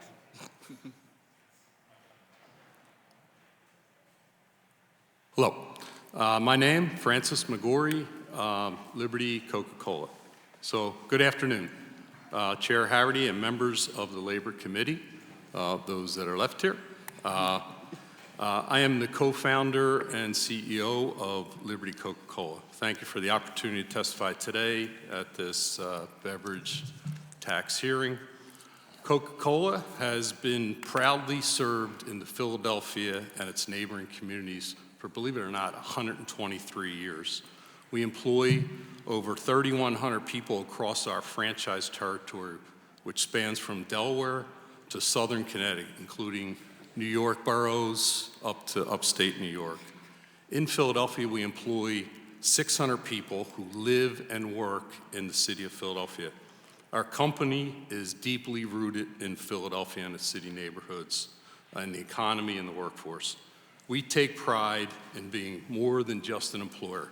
We are community leaders, partners. We support organizations such as Police Athletic League, the National Constitution Center, the Philadelphia Zoo, the Franklin Institute, the Special Olympics, Ronald McDonald House, Children's Hospital, to name just a few. These partnerships really reflect the belief that a strong business has to be strong in the community. And that is really something we are absolutely passionate about. We're also investing heavily in our community, in our facilities, especially in sustainability. We think that's important as a leader in the community. At our Juniata plant, our production plant is one of the largest in the Coca-Cola system. We're proud of that. We've replaced all of our plastic rings with paperboard carriers, reduced plastic use by 200,000 pounds. Our 20-ounce plastic bottles are made from 100% plastic recycled reused bottles. We've upgraded our entire fleet, reduced emissions by 30%. I want to thank Councilwoman Ketsi Lozado for really partnering with us in the community. You're our council person, so thank you for that. Despite all of these efforts and investments we've made locally, the beverage tax have really had a profound and lasting impact on our business, our employees, and our communities we serve in the Philadelphia and where we work and grow, and I'll explain a little bit why. I grew up in Philadelphia. I went to school in Philadelphia, and am proud, really, about being part of Philadelphia and the community. Two of my best friends are teachers in the Philadelphia community, so I know a lot about the Philadelphia community and very, very proud of it and support it. Our internal data, and this is our data, it's our books, and we're open and transparent about it, reflect that since the beverage tax was enacted, we experienced a 45% decline in beverage sales within Philadelphia. That's within the city regions. And we have figures that back this up. While sales in the surrounding suburb markets and zip codes are marked, and we have all that data, increased by 17%. You're gonna say, why isn't exactly the same number? It's because people can't leave the city to shop. Only the affluent that have cars can shop outside the city. So not all those sales actually can get picked up by outside the city. That shift reflects more of a change than just taste and preference. It shows consumers are really just shopping elsewhere to avoid the tax, taking their spending power and the city's revenue with it. Basically, we heard it today. They're taking the entire basket. We heard it from Jeff Browner. They're taking everything with them, their entire shopping basket. For Liberty Coke, that resulted in reduction of more than 1 million physical cases, and there's math behind all that, of products sold in Philadelphia, and that ranges from juices, sports drinks, diet sodas, diet teas, about 5% of our total Liberty Coca-Cola beverages of our entire franchise. So again, it's 5% of 90 million cases, so it's a pretty substantial amount. So what do we do just for this market changes? Because people are talking numbers, theoretical. Well, we cut jobs in the Philadelphia market, but we shifted our delivery workers, and Jack mentioned it, we shifted them to outside the city because our sales outside the city picked up. So we moved our drivers outside the city. They're not paying wage taxes, they're paying taxes in Bucks County, Montgomery County, and a good portion of the sales went to Cherry Hill and other portions of Jersey. So that's where a lot of our jobs went to, merchandising jobs, sales jobs. At the same time, the Philadelphia beverage industry absorbed roughly $68 million of lost wages. That's what all those impact of those wages that got lost. Nearly as much as the city collects from the tax. According to an updated Oxford analysis that we just got back from 2024, this wage loss reduces household income and spending power across all the Philadelphia neighborhoods. In addition, the same study reflects lost beverage sales of almost $76 million annually. So the combination of the lost wages, the lost beverage sales is about $144 million. Again, snapshot of 2024. Do the math on the 2% sales tax, because you can't count the 6%, and the city wage tax, I think, at 3.6. That's at least $4 million that just goes away, never going to get back, unless the sales come back. So that's pretty substantial. Philadelphia households are also paying a lot more. You heard Jack this. I don't want to be repetitive, but I'm just going to go a little bit more detail. The retail price for many beverages have increased between 32 and 40% once the beverage tax and sales taxes both apply. So for example, a 12-pack of our cans, I think it's there, which is mostly what people buy predominantly, costs an average of $5.39. Now is $7.55. It's a 40% increase is what the penny and a half per ounce is. It's a $2 increase per 12-pack that is added on. 2-liter bottle, it's used to cost $2.80, now it costs $3.80. I think Jeff Brown said it's a $1 increase per bottle. Even a 20-ounce bottle, used to cost $2.47, now it's $2.77, 30 cents. This increase, we don't pass it on. That increase is based on the law, says the retailer has to put it on the invoice. The consumer has to pay it. It's not the beverage companies. It has to get put on the invoice. So I think that's a misnomer I heard today. We're not passing it on. It's passed on based on the law. Liberty Coca-Cola remains absolutely committed to the city. We want the city to know that these costs are real.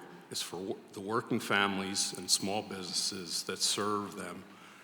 You go in North Philly, right around our plant, the bodegos and the small businesses that their businesses, whether you like it or not, that sell beverages, it's not just soda, it's juices, it's teas, it's every other product. They lost half their business. Half of them went out of business, small businesses. For higher income residents, I said it, they just avoid the tax. They hop in the car, jump over the city limits, and they take their whole grocery cart and pile up their groceries because they're doing one stop. Jeff Brown said that today. Just want you to know, Liberty Coke, absolutely committed to the city. We believe it's important to fund the vital programs. I want you to know that. We absolutely believe in the pre-K, believe in the pre-build, the rebuild. Just the beverage tax, you see the numbers. You could project it out 10 years. It's going to continue declining. People are going to get smarter. It's Philadelphia. There's a black market. It's not going to stop. It'll accelerate. The wage taxes will continue to decline. That's not going away. So we stand ready to work with City Council, the administration, to identify any fair, long-term solutions, really to sustain the essential programs, to make Philadelphia really a competitive, really city. Right now, it's not growing, and this is one industry that's not growing, it's actually going backwards. Just as a note, in addition, Philadelphia is the only major city in the U.S. with a beverage tax. Chicago repealed their sweetened beverage tax several years ago.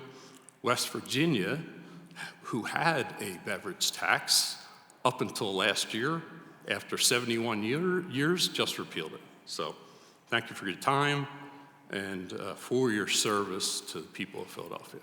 So thank you. Thank you. Please state your name and begin with your testimony. My name is Reginald Goings, and I am the President and Chief Operating Officer of the Honickman Companies. The Honickman Companies own and operate beverage businesses from New York all the way down to the North Carolina border. And most of our facts, and I have a whole list of facts, are very similar to what Mr. McGorry just stated. So I won't restate those because you all have had a long day. I've been sitting back there listening to all of this. I don't know how you all keep it all straight, quite frankly, but I want to say that you know, all the facts that Fran have are absolutely accurate. I know you've had people up here with contradicting points of view. It is an absolute fact that since the tax was put in place, we've lost 40% of our volume in the city of Philadelphia. In the surrounding areas, we've had 27% increase outside of Philadelphia. We own and operate beverage companies from New York to the North Carolina border. So all the folks that left Philadelphia that went shop somewhere else, you know, didn't kill our business. We still have it. It's just outside of Philadelphia. So what did we do? I think it was Councilwoman Richardson, I think, that said it earlier. Businesses know how to flex. We sure do. What did we do? We flexed. So those people who used to work in Philadelphia no longer work in Philadelphia. They work outside of Philadelphia. We put them to work in southern New Jersey. We put them to work in the suburbs. Because the volume just left Philadelphia and went to other places. So this is absolutely 100% not about trying to eliminate pre-K. I'm a product of pre-K. I'm the youngest of 14 children. My mother had a ninth grade education and my father had a third grade education. My family grew up, I'm a product of pre-K. I graduated high school at the age of 16 because I had a fair shot. We grew up poorer than poor. So this is not absolutely have nothing to do with getting rid of pre-K or any of that stuff. So I completely commend you all for the thought of doing something to help the Philadelphians, especially the people who are in need. I am the chairman of the board of a nonprofit as well as running the soft drink businesses we run. I chair Volunteers of America of Greater New York, a $190 million nonprofit. We run a lot of the homeless shelters for New York City. The last thing I want to do, the last thing our company wants to do is hurt people who are in need. So this is absolutely have nothing to do with that, and we would welcome the opportunity to figure out a more sustainable, long-lasting solution to helping the people of Philadelphia, which the Honickman family, who's been in business since 1957 here, and have given just a ton of money from a philanthropic standpoint to help people in Philadelphia, be more than honored to help figure out a solution. The beverage tax is not it. Just real quick, while I have you two there before we move on to the next one, just a vague general question. When they were doing this, you were both around, right? Did anybody ever come to you with a philanthropical option to this? Because in reality, look, what you just said, which struck me as new information, was the fact that by law, you have to pass that on to the customer, right? That's correct, what you said? Retailer. We don't pass anything on. Okay. The retailer, by law, has to put it on the invoice. By law, they have to submit it to us to now submit it into the city. So we act as the broker of record to collect it and submit it. So it's more of an accounting. We play the accountant for the collections. Got it. All right. Thank you for that clarification. No, there was no real conversation. I was here from the Nutter to administrations and the Kenny, and there was never a real conversation about any charitable measures at all. Is that a real conversation in your mind? I think we should discuss it because it's easy to say in a vacuum without guidelines, parameters, governance. I work for the city controller's office, so I think there needs to be a broader conversation around that, if you know what I mean. Yeah. That nobody ever even asked you about donating some of this money in order to help us out. Reginald's correct. We give a lot back in lots of different mechanisms in the city. I mean, that's what we do. Exactly. For employees, everything. Yeah. Yeah, I mean, you see I don't know if you saw the Jefferson Hospital have the Honickman Center. That's from these same people who sell soda. You go down to where Project Home happens, and there's an Honickman Learning Center for underprivileged people. That's the Honickman family. It's the same people who are donating and giving in Philadelphia since 1957. It's the same people. So that's what I was getting at, that you guys are already giving millions upon millions of dollars in charity. Nobody actually even asked you if this would be something that you would be willing to support voluntarily rather than whatever. But thank you for your thing. And Councilwoman Lozada had a quick question, and then we'll proceed with the thing. But I just wanted to ask that question while you guys were up there. I just want to, I want to say thank you to Ed and Liberty Coke, and I want to confirm and reaffirm that he and his organization have always been present, have always been very supportive of activities and events and groups in the 7th, and I'm sure beyond, when asked to support anything that is happening, whether it be for children, whether it be for seniors, whether it be for just general community events. They've always said present, and so I just want to say thank you. You're welcome, and she's hard to say no to. Yeah. I mean, and I think that what we're hearing, right, and it's been very consistent, is that As always, we have become, as the mayor likes to say, expert articulators of the problem.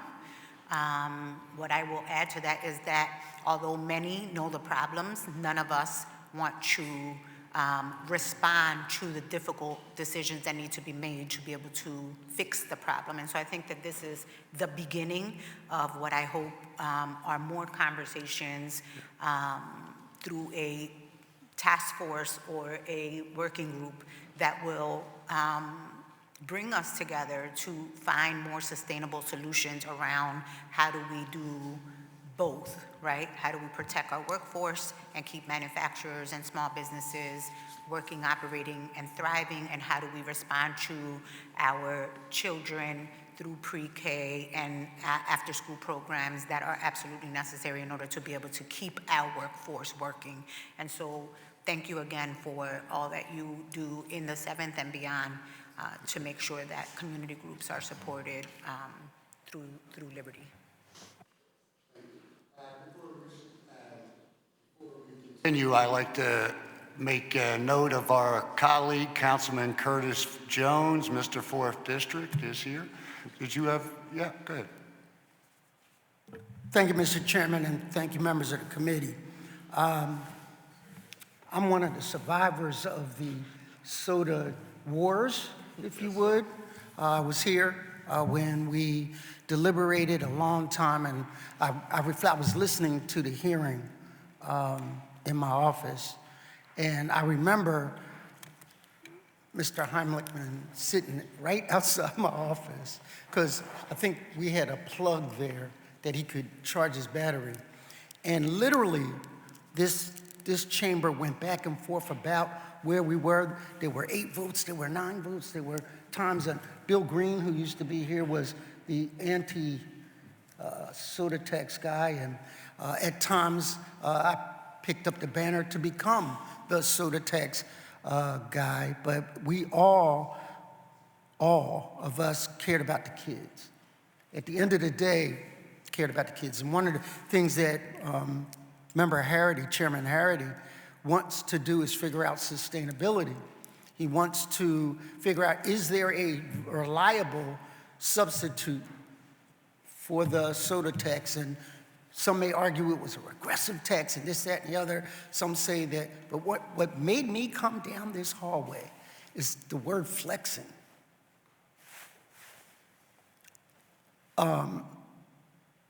As a benefit, I did not know that my grandkids at the time could not get in preschool. And the surprise came to me, the first preschool class that Jimmy, the Mayor Kenny at the time, sat over. I'm looking in the audience, and guess who's, my grandkids were there. And I was so shocked, and that is, I mean, it was one of those things, I did not make a call, it was organic, it was original, and it almost brought a tear to my eyes. My grandkids are doing well because of that pre-K. They read, one of them suffers from, she's on the spectrum, autism. She's got the extra care, the extra time. So I care about jobs in the city of Philadelphia. I love my grandkids. I care about jobs leaving our city, but I love my grandkids. And we always should couch things in how do we get to win-win? How do we get to win-win? I've visited the Pepsi plant up there, I think it's in your district? Coke, it's Coke. Oops, sorry, the opposition. Well, we walked through and so I know what economic benefit you guys bring to our city, and I appreciate your contributions. But we got to figure out win-win. And before we take our foot off of first and cut soda tax, we better know where we're getting the money from. Because it's not just about my grandkids, it's about all of our kids. And everybody knows that if a kid cannot read up to par by the 4th grade, we know how many prison cells to build. It is that serious. So I just wanted to come down. Thank you for indulging me, Mr. Chairman. He almost lost my vote. I ran down the hallway. I said, flexing? You know I'm for it. So, I'm not sure. yeah. So you said that many of your employees left Philadelphia to go to Southern Jersey, I think was the quote. No, they didn't leave. They didn't have That the you work. moved them. They didn't have the work. Because of we don't have the routes. Because the soda sales are not there. All right, then I stand corrected. Yeah, that's what I was Yeah, I saying. thought he. No, yeah, I think you misunderstood. I think you misunderstood. The people they would have had there Right. over in New Jersey because the sales required it. There was more Then I sales stand over there, so they corrected. needed The more people. Councilwoman Richardson said businesses are good at flexing. She said that. And I said, yes, we All right. had to flex. We had to put the I'm getting people- older since the soda tax was initiated. Just for the record, it was Said- not Councilmember Said again. Majority Leader Richardson. It was Dr. Ahmad. Oh, gotcha. Okay, the other person. Okay, yeah. She So I said just the- wanted Yeah. to let you know that, you know, I support the concept as long as it's a win-win, as long as our kids get that pre-K. There are people that want to, never mind, I'll be violating, I guess. We want to expand pre-K. We don't want to retract. We want more kids to benefit from pre-K. And I see the difference. I saw it in my own household.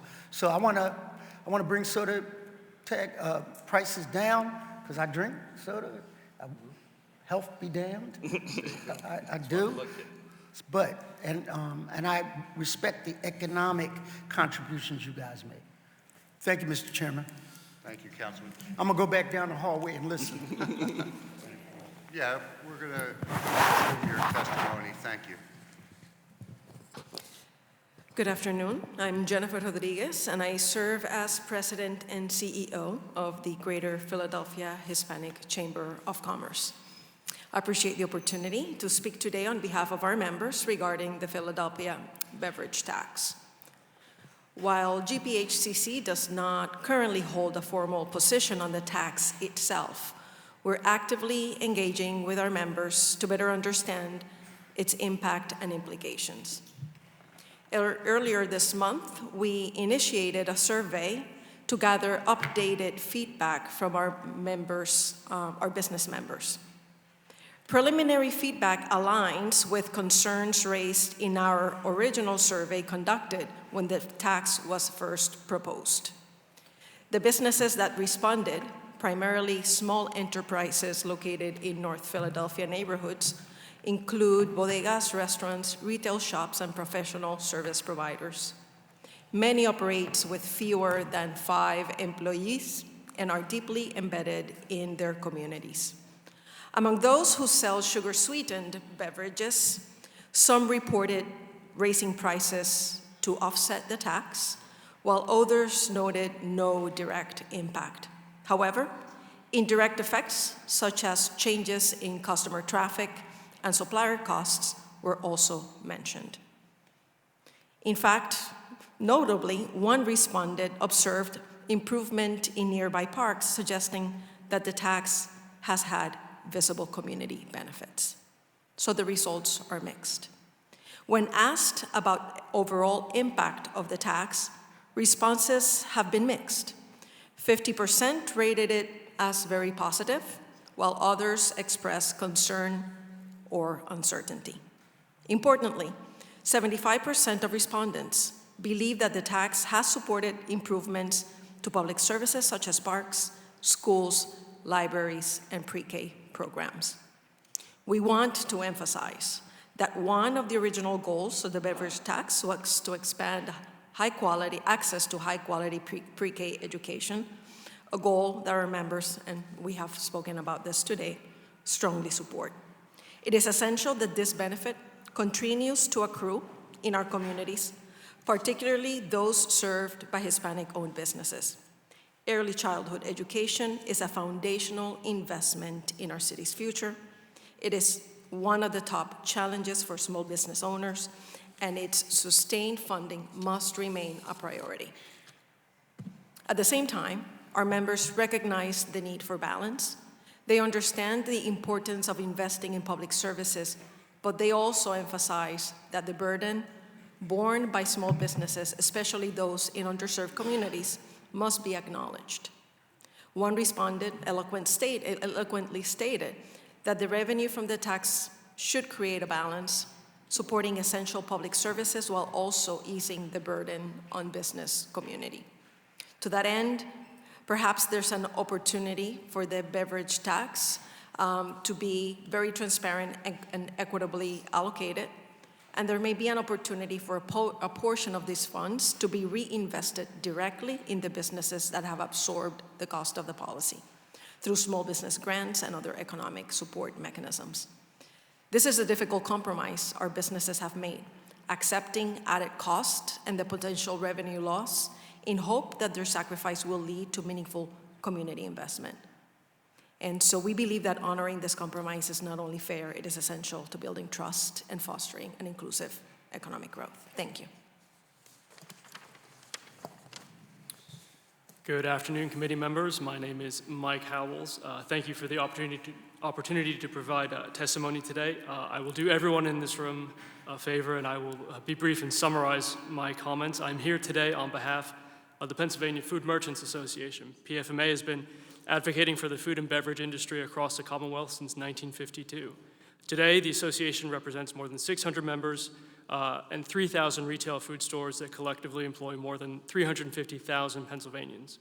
In Philadelphia, PFMA members operate more than 140 grocery stores, convenience stores, and other businesses in the food supply chain, employing thousands of city residents and serving millions of customers each year. Jeff Brown spoke earlier, and he really did a nice job of encapsulating what our industry is seeing, and all I would really add to what he said is he is not the exception. His experience is not unique. This is something that we've been hearing from our members up and down the food supply chain. The one thing I did want to mention specifically, we've talked about volume here. As has been mentioned, we saw an almost 50% decrease in beverage sales within Philadelphia since the prohibition came into effect.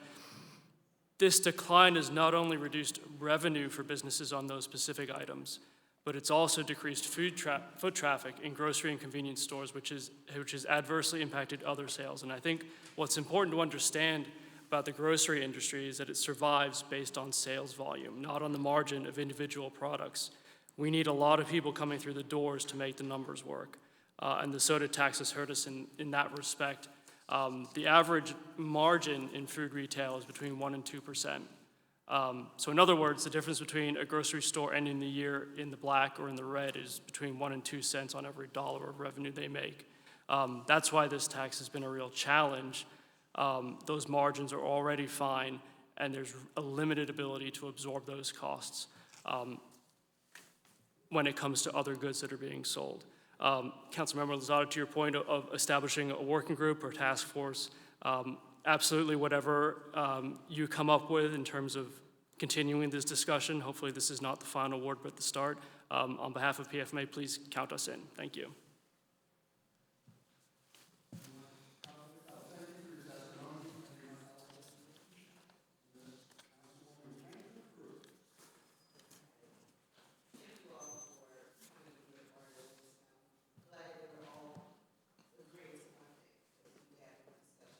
As to how we can come with a common ground to make this happen. So I do have some questions that I just need some clarity on, and I think this is the panel to help me figure this out. So I've heard that folks said that when they go to the stores to buy beverages, unsweetened and sweetened beverages are all equally priced. So I'm trying to figure out the revenue that you would get from the unsweetened beverages being taxed or at the same price because of the soda tax. Where does that money go? Is that equally just go into the pot to sustain what you're already doing? I'm kind of confused, like where does that revenue go? If everything is priced at the same price point, whether it's sweetened or unsweetened, where does that revenue go? That's one. And then part two, I'm not a big soda drinker, so I wouldn't really know. I buy water. But I was wondering, what is the price difference between the Wawa on Limekiln Pike and one that would be like on Ogons Avenue? Is it a huge price difference, or is it all priced the same? Because in my mind, I figure out when I go look, if it's a Wawa, it's all 2 for $4.50 or whatever the number is. So I'm just trying to understand this argument just for clarity of if it's equally being priced at certain huge corporations that are surrounded Philadelphia. I'm confused. The point is being confused to me of how are we losing jobs just in Philadelphia if it's all priced at the same level, whether you're in Cheltenham or Philadelphia. So can you give me some clarity to that, please? I'll attempt to take a stab at it because it is your questions is asked a lot because it is a bit confusing. If you go down City Line, the Acme outside of the city has different pricing only because it's in the city. It has a beverage tax. On the side where the Acme is, there is no beverage tax. So if you're buying a 12-pack in the city, there's an extra $2.16 of tax on it. You go to the Acme, there is no extra $2.16. There's no markup by the Acme. It is prescribed by the actual penny and a half per ounce. There's no, like, we don't prescribe it. The retailer doesn't prescribe it. It's the tax law prescribes it. Like, we have to put it on the invoice to Acme. Acme has to submit it and pay us, and then we pay the city. So same with like a Wawa. The Wawa in the city sells the same retail as it does outside the city, except for the one in the city has to add on 30 cents for tax. So it's priced at the register, not on the shelf. It's on the shelf. They actually say, and some retailers, maybe they have the tax with and without the tax. They maybe get a little cute, but they try to be very transparent and say, here's your tax without the tax, and here's with the tax. So the consumer knows exactly what they're paying extra for the tax. It's right on the tag itself, on the shelf tag. Okay. So the Wawa, it's an extra 30 cents in the city. You go right outside the Wawa on the city line or Cheltenham, you're paying 30 cents less. Okay. That was my only in-the-gritty question, just for clarity. And that's why, especially the larger packs, people will drive. I mean, you think about $2, that's an extra gallon of gas, frankly. That's how people think. And the $2 is just on one 12-pack. Yeah. So if you're buying 2 or 3 12-packs, now it's $8. I get you.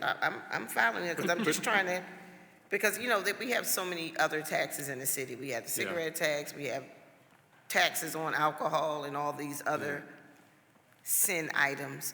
So are you just against soda tax or just all of them should be eliminated? Yeah. But even if it's a diet soda, you're paying the tax.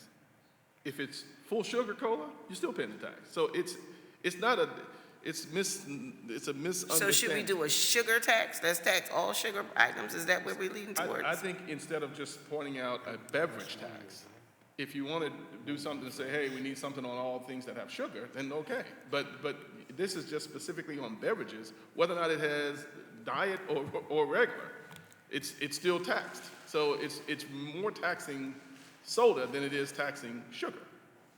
Okay. So I'm hearing, so we'll be okay for doing the sugar tax. Is the problem that it's the soda tax? It's a soda tax, right? It's not a sugar tax. So if you put a tax on everything that had sugar in the whole supermarket, one, it wouldn't be as drastic as just on one item in the basket, which is soda. Mm-hmm. If it's spread across all things with sugar, now you don't have one impact on one industry that's losing jobs. Now it's across a lot of different things, and you'll probably have a more sustainable thing that doesn't drive people out to the suburbs. So you're not losing jobs in Philadelphia. Okay, I mean, because can I just clarify? I think that was the argument that we were trying to give the administration.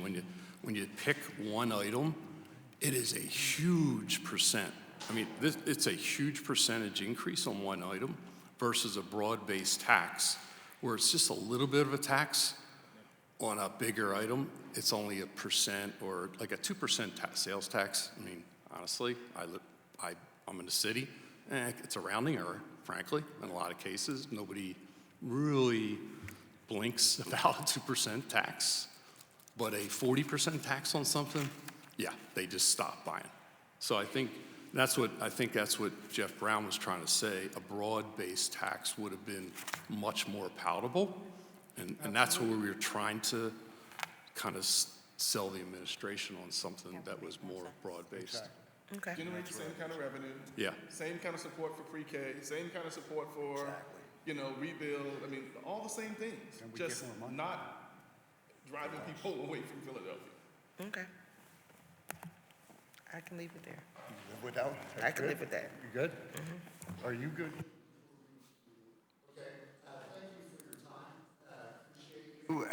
We're going to move on to Mr. Kunkel. Are we in public comment? There are no further witnesses, Mr. Chairman. No further witnesses, I'm sorry. And then, hold on, let me get to where I'm supposed to be. Okay, would anyone like to, I would like to thank all the witnesses for joining us today. Clerk, will you read the list of people who added written testimony to the public record? Capital Programs, Mayor's Office of Education, Office of Children and Families, Department of Health, Department of Parks and Rec, the Free Library, Philadelphia City Controller. Also included is data release, beverage tax revenue and expenditures. Arthur Steinberg, President of Philadelphia Federation of Teachers, Elizabeth Ozer, First Up, and Jacob Zajic, American Heart Association. Thank you, Mr. Kronkel. Before we conclude our public hearing on resolution number 250028, are there any, no, we're in the public comment.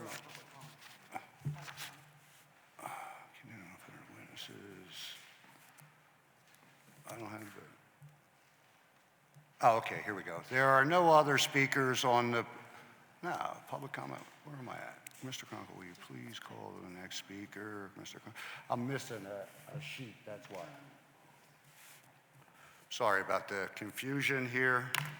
My notes are wrong. Here, you just go from here. From here. Yeah, all right, there we go. Hearing none, we will now transition to our public comment session. Mr. Kronkel, will you please call the first speaker for public comment?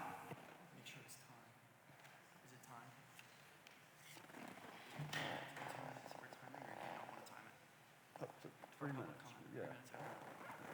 yeah. Please limit your comments to 3 minutes for the sake of time. Otherwise, we'll have to break and give our stenographer, who's been very patient, a break.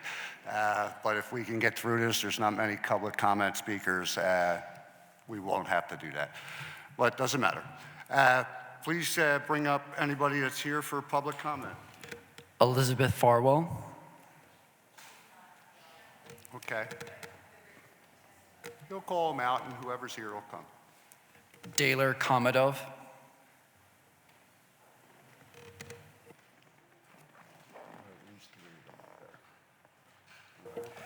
Christy Morrow and Lisa Smith.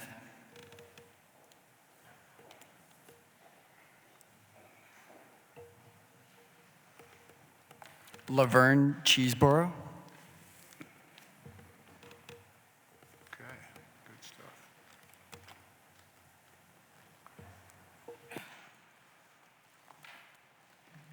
Hello. Thank you for your patience in being here. I know this has been a long hearing. We got a lot of information, so as far as I'm concerned, it's a win. Acknowledge our former colleague, David O. Thank you for being here today, Councilman. Please start with your name and your testimony. Whoever wants to go, I'm good with it. Please start with your name and testimony. Good afternoon, Mr. Harity. Good afternoon, dear councilmen and councilwomen. So, my name is Daler Kamidov. I am a resident of Philadelphia and CEO of U.S. Financial and Consulting Services. In addition, I serve as Vice Chair of the Asian American Business Alliance of Greater Philadelphia, Chairman of the American Uzbekistan Chamber of Commerce and Industry, and Chair of the Pennsylvania branch of the Forum of Uzbekistani Americans. There in Philadelphia are about 442,000 Asian Americans living in our three-state area, Philadelphia, New Jersey, and Delaware. And many of them are small business owners. And even I am small business owners too. I am in communication with many of the leaders and organizations. In addition, as Central Asians, Russian-speaking peoples, we interact cooperatively with Ukrainians, Russian, and other different kind of 15 ethnic groups and nations. So after all this discussion, I'm really confused. I'm going to tell by my words everything. We have to separate two different things. I'm, as a former teacher, and my mom was former teacher, no one small business owners against the pre-K, against school, against all that projects, against parks and recreations. We support that projects. We argue today against soda taxes. When soda taxes was presented on 2017, we believe we're gonna reduce the amount of diabetics, heart disease, and alcoholic disease. We got it in 10 years? No. All this disease was increased. This is some confused about another things. We waiting more money from soda taxes, but another way we fighting against disease. How is possible? It's not gonna work that way. It must be more money or reduce the disease, heart attack, diabetics, and other. And what we have finally on this time, in 10 years, we have soda taxes.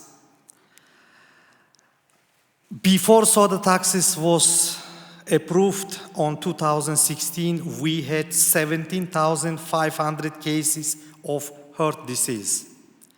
Now we have 19,000. That was increased. That soda taxes not affected to that. And other things.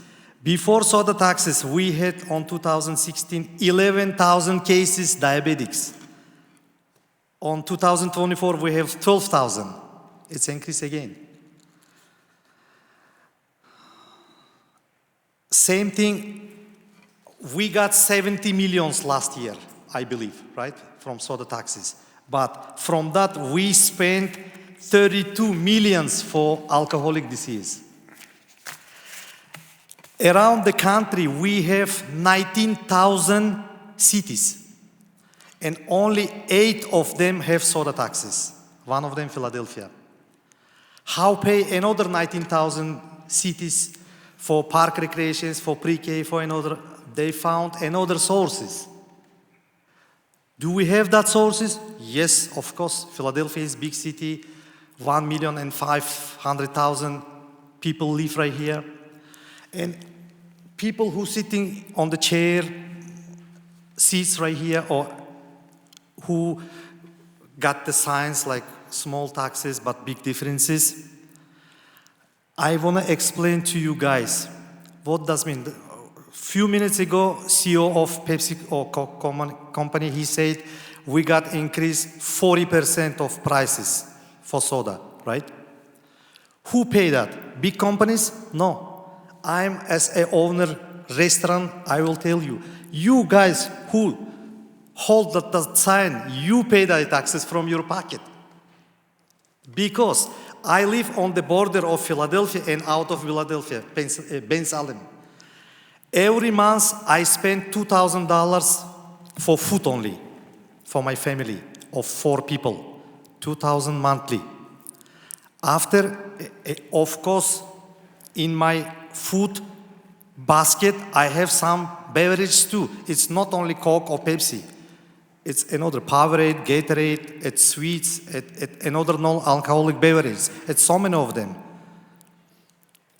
Now, last 5-6 years, I spent that money in Bensalem because it's 2 minutes away from my home. What happened finally? We have 2 million population in Philadelphia. 2 million population. Annually, every people use 144 liters non-alcoholic beverages. That money now spending in out of Philly. We don't lose only 2,000 jobs. We lose so many things. Logistics, delivery, jobs, restaurants. In my restaurants, few minutes from my restaurant in Bensalem, they sells 2-liter soda for $2. I must sell that for $4. Where I get that money? From you, from customers, from people. Same big company who produced another non-alcoholic beverage. You think they pay that money, that taxes? No, I pay that taxes. Because in Bensalem, I can get for $1.50 2-liter soda. In Philadelphia, $3. Who paid that $1.50 extra? I pay from my pocket. That's why it's very important. Once again, we not against that all social projects. Everyone who adequate people sitting here, we support that projects. Pre-K, parks, recreation, and other. What about other cities? For example, San Antonio in Texas. Same amount of population, 1,500,000. They have soda taxes? No. How much they spend for park and recreations? 100 million yearly. How much we spend right here? 5 million. Differences? Big differences. They got soda taxes? No, they didn't. That's the problem. This is the reason why we have to stop by that, because it's not affected to us. Soda taxes doesn't make equal competition for me and Bensalem residents. We have 2 different conditions. I got that money from your pocket because I pay that soda taxes, they not. That's why so many in Asian American community, lot of people decide to open them businesses, restaurants, grocery stores, and other businesses out of Philadelphia. We lost million and million. From my analysis, we lost about like 700 millions annually. We make 70 millions, but we lost from sales 700 millions. But specialists have to make more clearly that amount. Thank you so much.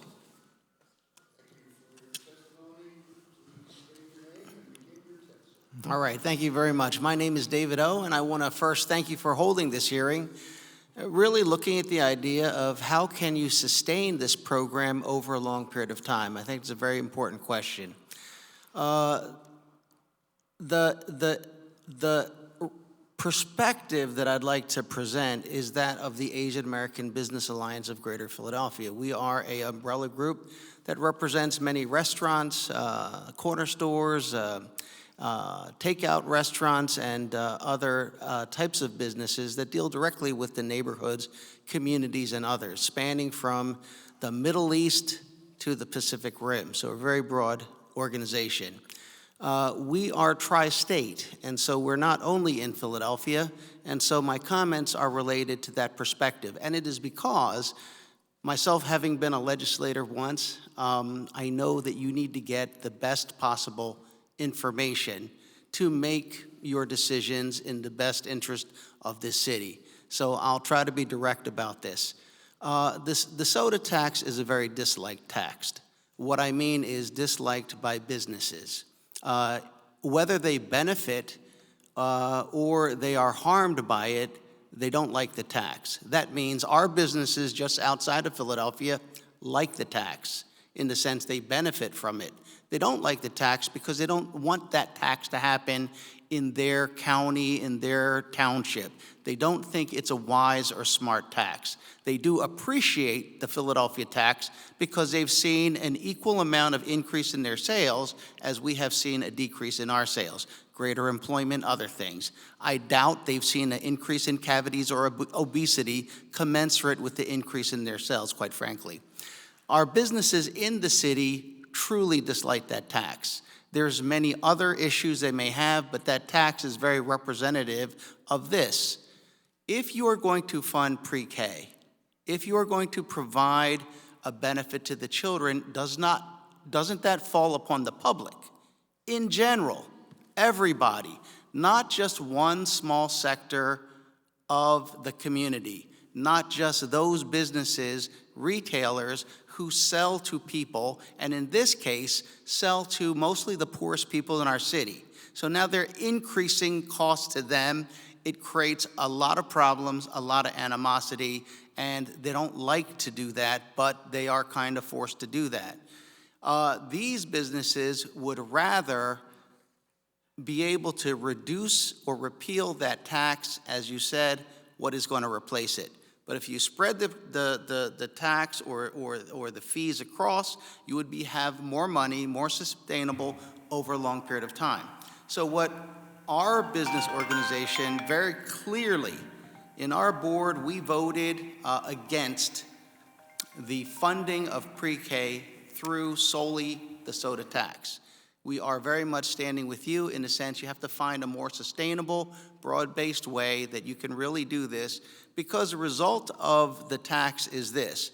When the tax first occurs, yes, there is revenues, but over time, not only is there a decline, there's an increased loss of jobs, and there's an increased movement of business outside of the city.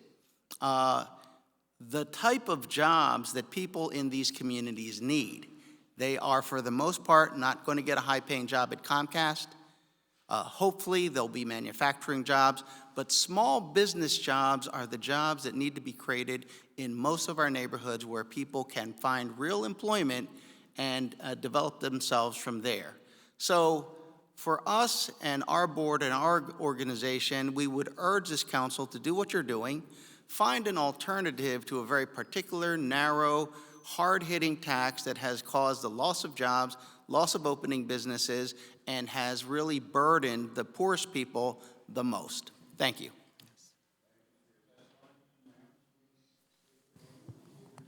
Thank you. Good afternoon, everybody. I'm going to hurry up and rush this along because we're hungry. My name is Laverne Cheeseborough, and I'm the owner of Heavenly Made Creations in Southwest Philadelphia, a family group child care program, and a proud PHL pre-K provider that has been serving since this program started in 2017. I am a mother of 2 adult sons, but I want to emphasize, get my phone. This program funds our children, not just mine, but our children. This is an investment in our children. If the general fund has to be used in addition, whatever fund has to be used, this is an investment in our children. They are not a charity. It is a lifeline for our children, our families, and our early education programs. Serving our children is essential. During the pandemic, we were considered essential, but we continue to not be a priority when it comes time to planning in these budgets. The PHL pre-K program is not child care. It is an early education that has opened doors for families that value education and understand it begins before kindergarten. It has ensured children have a safe and nurturing environment to learn and grow and strengthen neighborhoods by investing in the youngest learners. And for providers like myself, PHL has allowed us to continue to do the work with excellence and sustainability. This is not about soda. The beverage tax is a concern, but charging those in poverty for brown bags is not. This is not about children. Don't look to take away the needs of our children. They are not a charity. They are our future. Finding funding for SEPTA has been priority, but without funding for pre-K, the SEPTA employees can't go to work. With cost of living increasing, they too can't afford the true cost of early education. We must invest in our children. They are our priority. They are our future. And I'm gonna stop right there. Thank you for hearing my testimony. Should being over there. Thank you, everybody. Colleagues, do you have any questions for this panel? I don't have a question. I just want to say thank you so much for your input. Thank you for your patience and for staying so long, for sharing your perspectives. I think that as a result of testimonies like yours, we will continue the conversation and figure out what are the best options, right? This is not about this or that. We need to figure out how we do this and that, because both are extremely important. So I just want to say thank you so much for being with us today and for your patience. It's been a long day, it's been a long hearing, and so sometimes folks pick up and go, and we don't get to benefit from testimonies like yours. And I'll just add, just bring us to the table, because we definitely cannot have this conversation about what sources and resources we can use to continue to fund and keep this program going if we are not at the table, so that you all understand how this program is ran and how we need the resources that we do to continue to sustain it. Absolutely. You definitely, the people doing the work should definitely be in the room when we're making decisions, that's for sure. And, you know, look, it was brought up. This became something over the years when they first started this. I was around for it. I remember the inside politics of how this happened. In the beginning, this was supposed to be a container tax or a sugary products tax, which would have pushed it, instead of 4,400 products, over millions of products, which in turn would have been able to be less on the consumer and still bring in more money for the schools. The fact of the matter is that if we would have done it that way, as you heard state, nobody's going to complain about a couple percentage points on a dollar. They are complaining about 38 cents on a dollar. You know what I'm saying? So if we getting the ideas and bringing, this is why we wanted to do this, because the fact of the matter is it's not sustainable. We need to do something because I'm scared for our kids. I don't want this happening. And again, I said it before, I may not be here. This is going to be, but that shouldn't be the way it is. That's what happens. So many times in this building and others, bureaucracy checks in. You understand? And nobody wants to admit when something is wrong or something needs to be changed, especially the people who did it. So what we need to do is bring everybody together in the room for a real conversation on how we bring this to the future for all our kids in Philadelphia. Because I said it in the beginning, I believe the state should be paying for this, just like the other 6, 7 states that I mentioned are doing. This is part of education. We already know the studies show that if you start them before kindergarten, they have a much better chance of succeeding. We need to get there. I believe that we should be paying for it. The question is, how do we pay for it? That's it. Do we have more witnesses? Yeah. Thank you for your testimony. Thank you. Layla Reed. Latanta Godbomt. No. Donna Cooper. Donna's still here.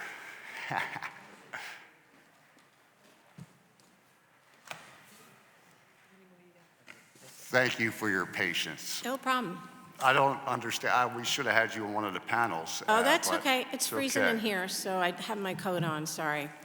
Thank you for the opportunity to speak. And I want to thank you, Councilman Harity, for pointing out the fact that you were here when this happened. One of the things I wanted to get on the record. Well, I wasn't actually in council when it happened. I was an operative. Yeah, out and exactly, about. out in there.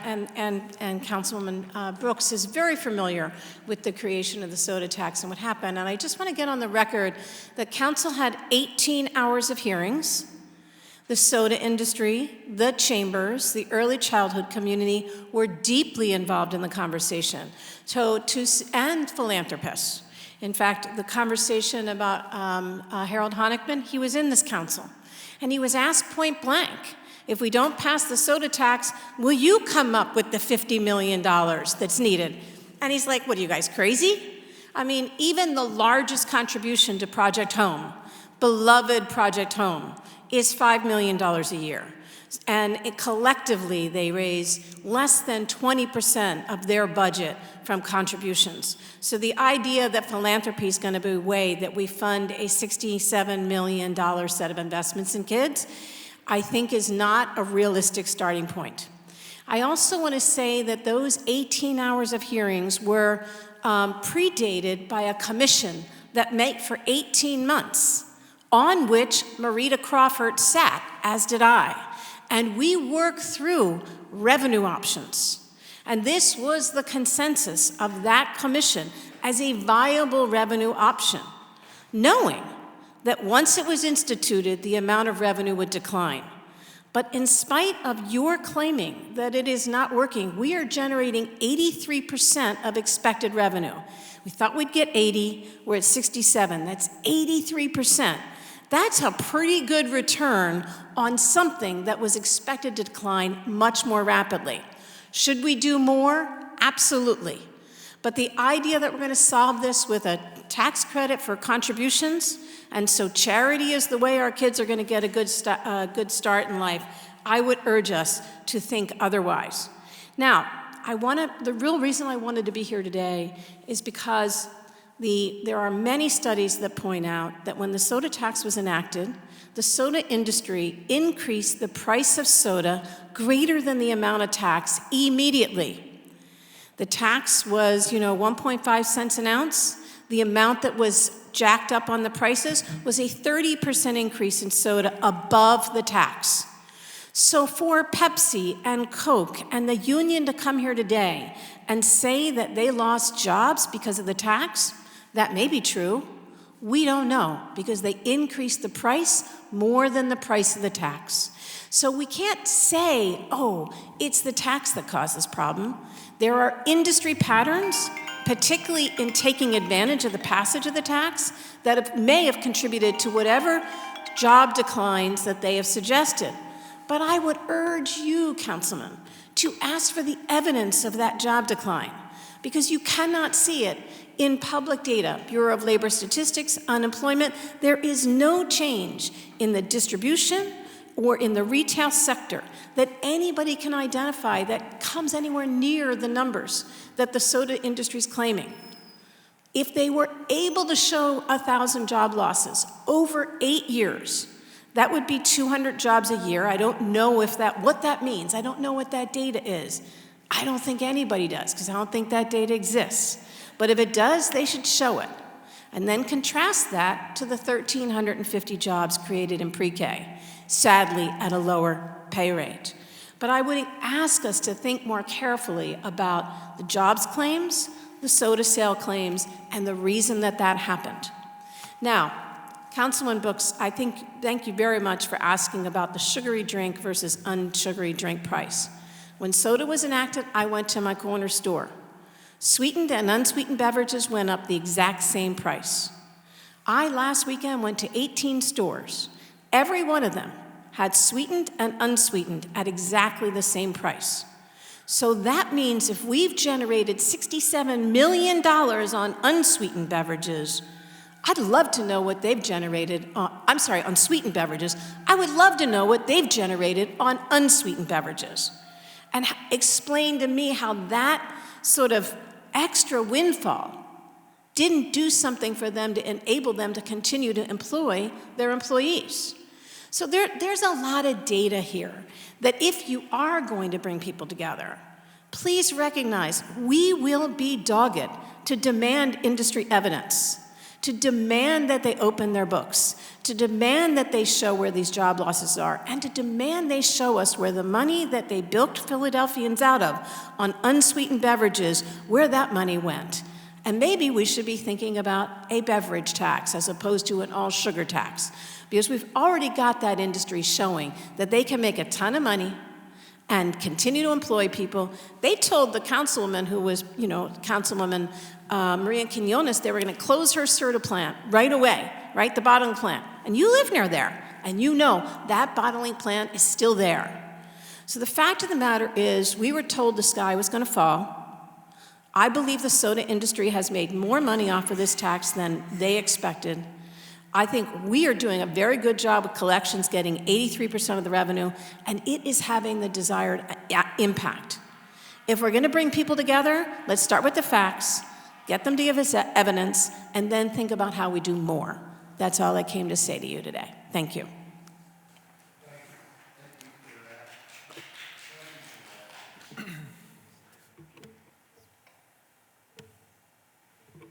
Okay, there we go. Sorry about the technical difficulties. I thank you for staying all day and being around. And I agree, because people think I got involved in this to have the hearing because of the unions, and that was not the case. It's because I live on a little tiny street in Kensington, and every night when I get home, my neighbors are there to beat me up about everything that's going on in my neighborhood. Now, most of the time, that's about the drug dealers on the corner or other issues that we have. But one day I get home and Mrs. Parker down the street comes running up to me. I gotta talk to you. And I thought she was gonna yell about something that happened on the corner and all that. And she comes up to me and says, I'm tired of this.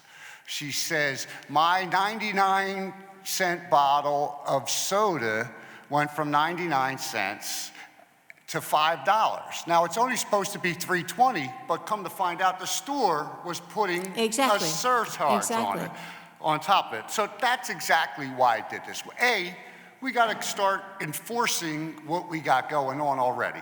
B, I get it, 80% of the money coming in, okay, but the fact of the matter is next year, it's going to be 70%. The following year, it's going to be 60, 50, 30, until it's gone. We can't wait till then. I don't want to wait. I want to find out what the answer is to this now. Again, having good ideas here that came out with people saying that, and I heard this in the beginning. When they first posted this, it wasn't supposed to be a soda tax. It was supposed to be either a carton tax or a products tax along all sugary products, which would have been over millions of products and would have been pennies as opposed to 32 cents, 38 cents on the dollar. It would have been 3 to 5 cents on the dollar, if that, and we would have made the same amount of money, if not more, without the impact that it was having. That's what we're trying to get at. I need to find out, how do I keep this going for the kids generationally down the line? But I do, Councilman, thank you so much for saying that, but I think you need some evidence of the impact. I mean, because you saw your stores, bilking people. That's why we need to do it. And I'm not just taking the side of Coca-Cola and them saying that they lost this many jobs or whatever. I see it. You know, and you see it. Stores are closing down. That's what I want to know. How do we stop that? Jeff Brown himself said one store closed of his, right? No big deal. But we're on the brink of maybe 2 more in food deserts. My thing is, I don't have any stores in my neighborhood. We don't have a supermarket. We don't. Right. My neighbors have to take 2 buses sometimes to get to a supermarket. Right. We need more, not less. Mm-hmm. So bringing this together was supposed to get people in the room, hear everybody's different sides of that story, so that we can get some ideas on how we move forward with this. The numbers don't lie. 73 million in 2023, 2024, 69.6. It's almost $3 million. Same thing for this year, almost $3 million. You know what I'm saying? At that level, we got to figure something out quick. And with this food stamp, this is going to be, I mean, my neighbors are hurting already. This is going to hurt them even more. So I thank you for spending all day here and helping us out. And hopefully we can get you involved with me and my colleagues if we decide what we're going to do with this, whether it's making a working group to look at what our options are. Because the fact of the matter is, it's not a question. It's only a question of when we're going to have, there's no option. We have to do something because if we want to fund this thing through the future, something has to happen, all right? Again, this mayor is great. Her priorities are to fund this. So she's going to do what it takes to do it, taking out of the general fund. And I'm all with that too. I believe that we should be paying for it. I believe we should throw $100 million at it and expand it to 8,000 to 9,000 kids from 5,200, because God knows we need it. Well, we'd be very happy to work with you on that. Right, exactly. But that's the point. We can't expand it now. All we can do eventually is start to cut it, and that's not going to work. So thank you for your time. Thank you, everybody, for your time. Mr. Crunkle, is that it? There are no more testifiers for public comment. There are no more testifiers for public comment. All right, thank you, everybody, for your testimony. This concludes our hearing today. Thank you so much for attending.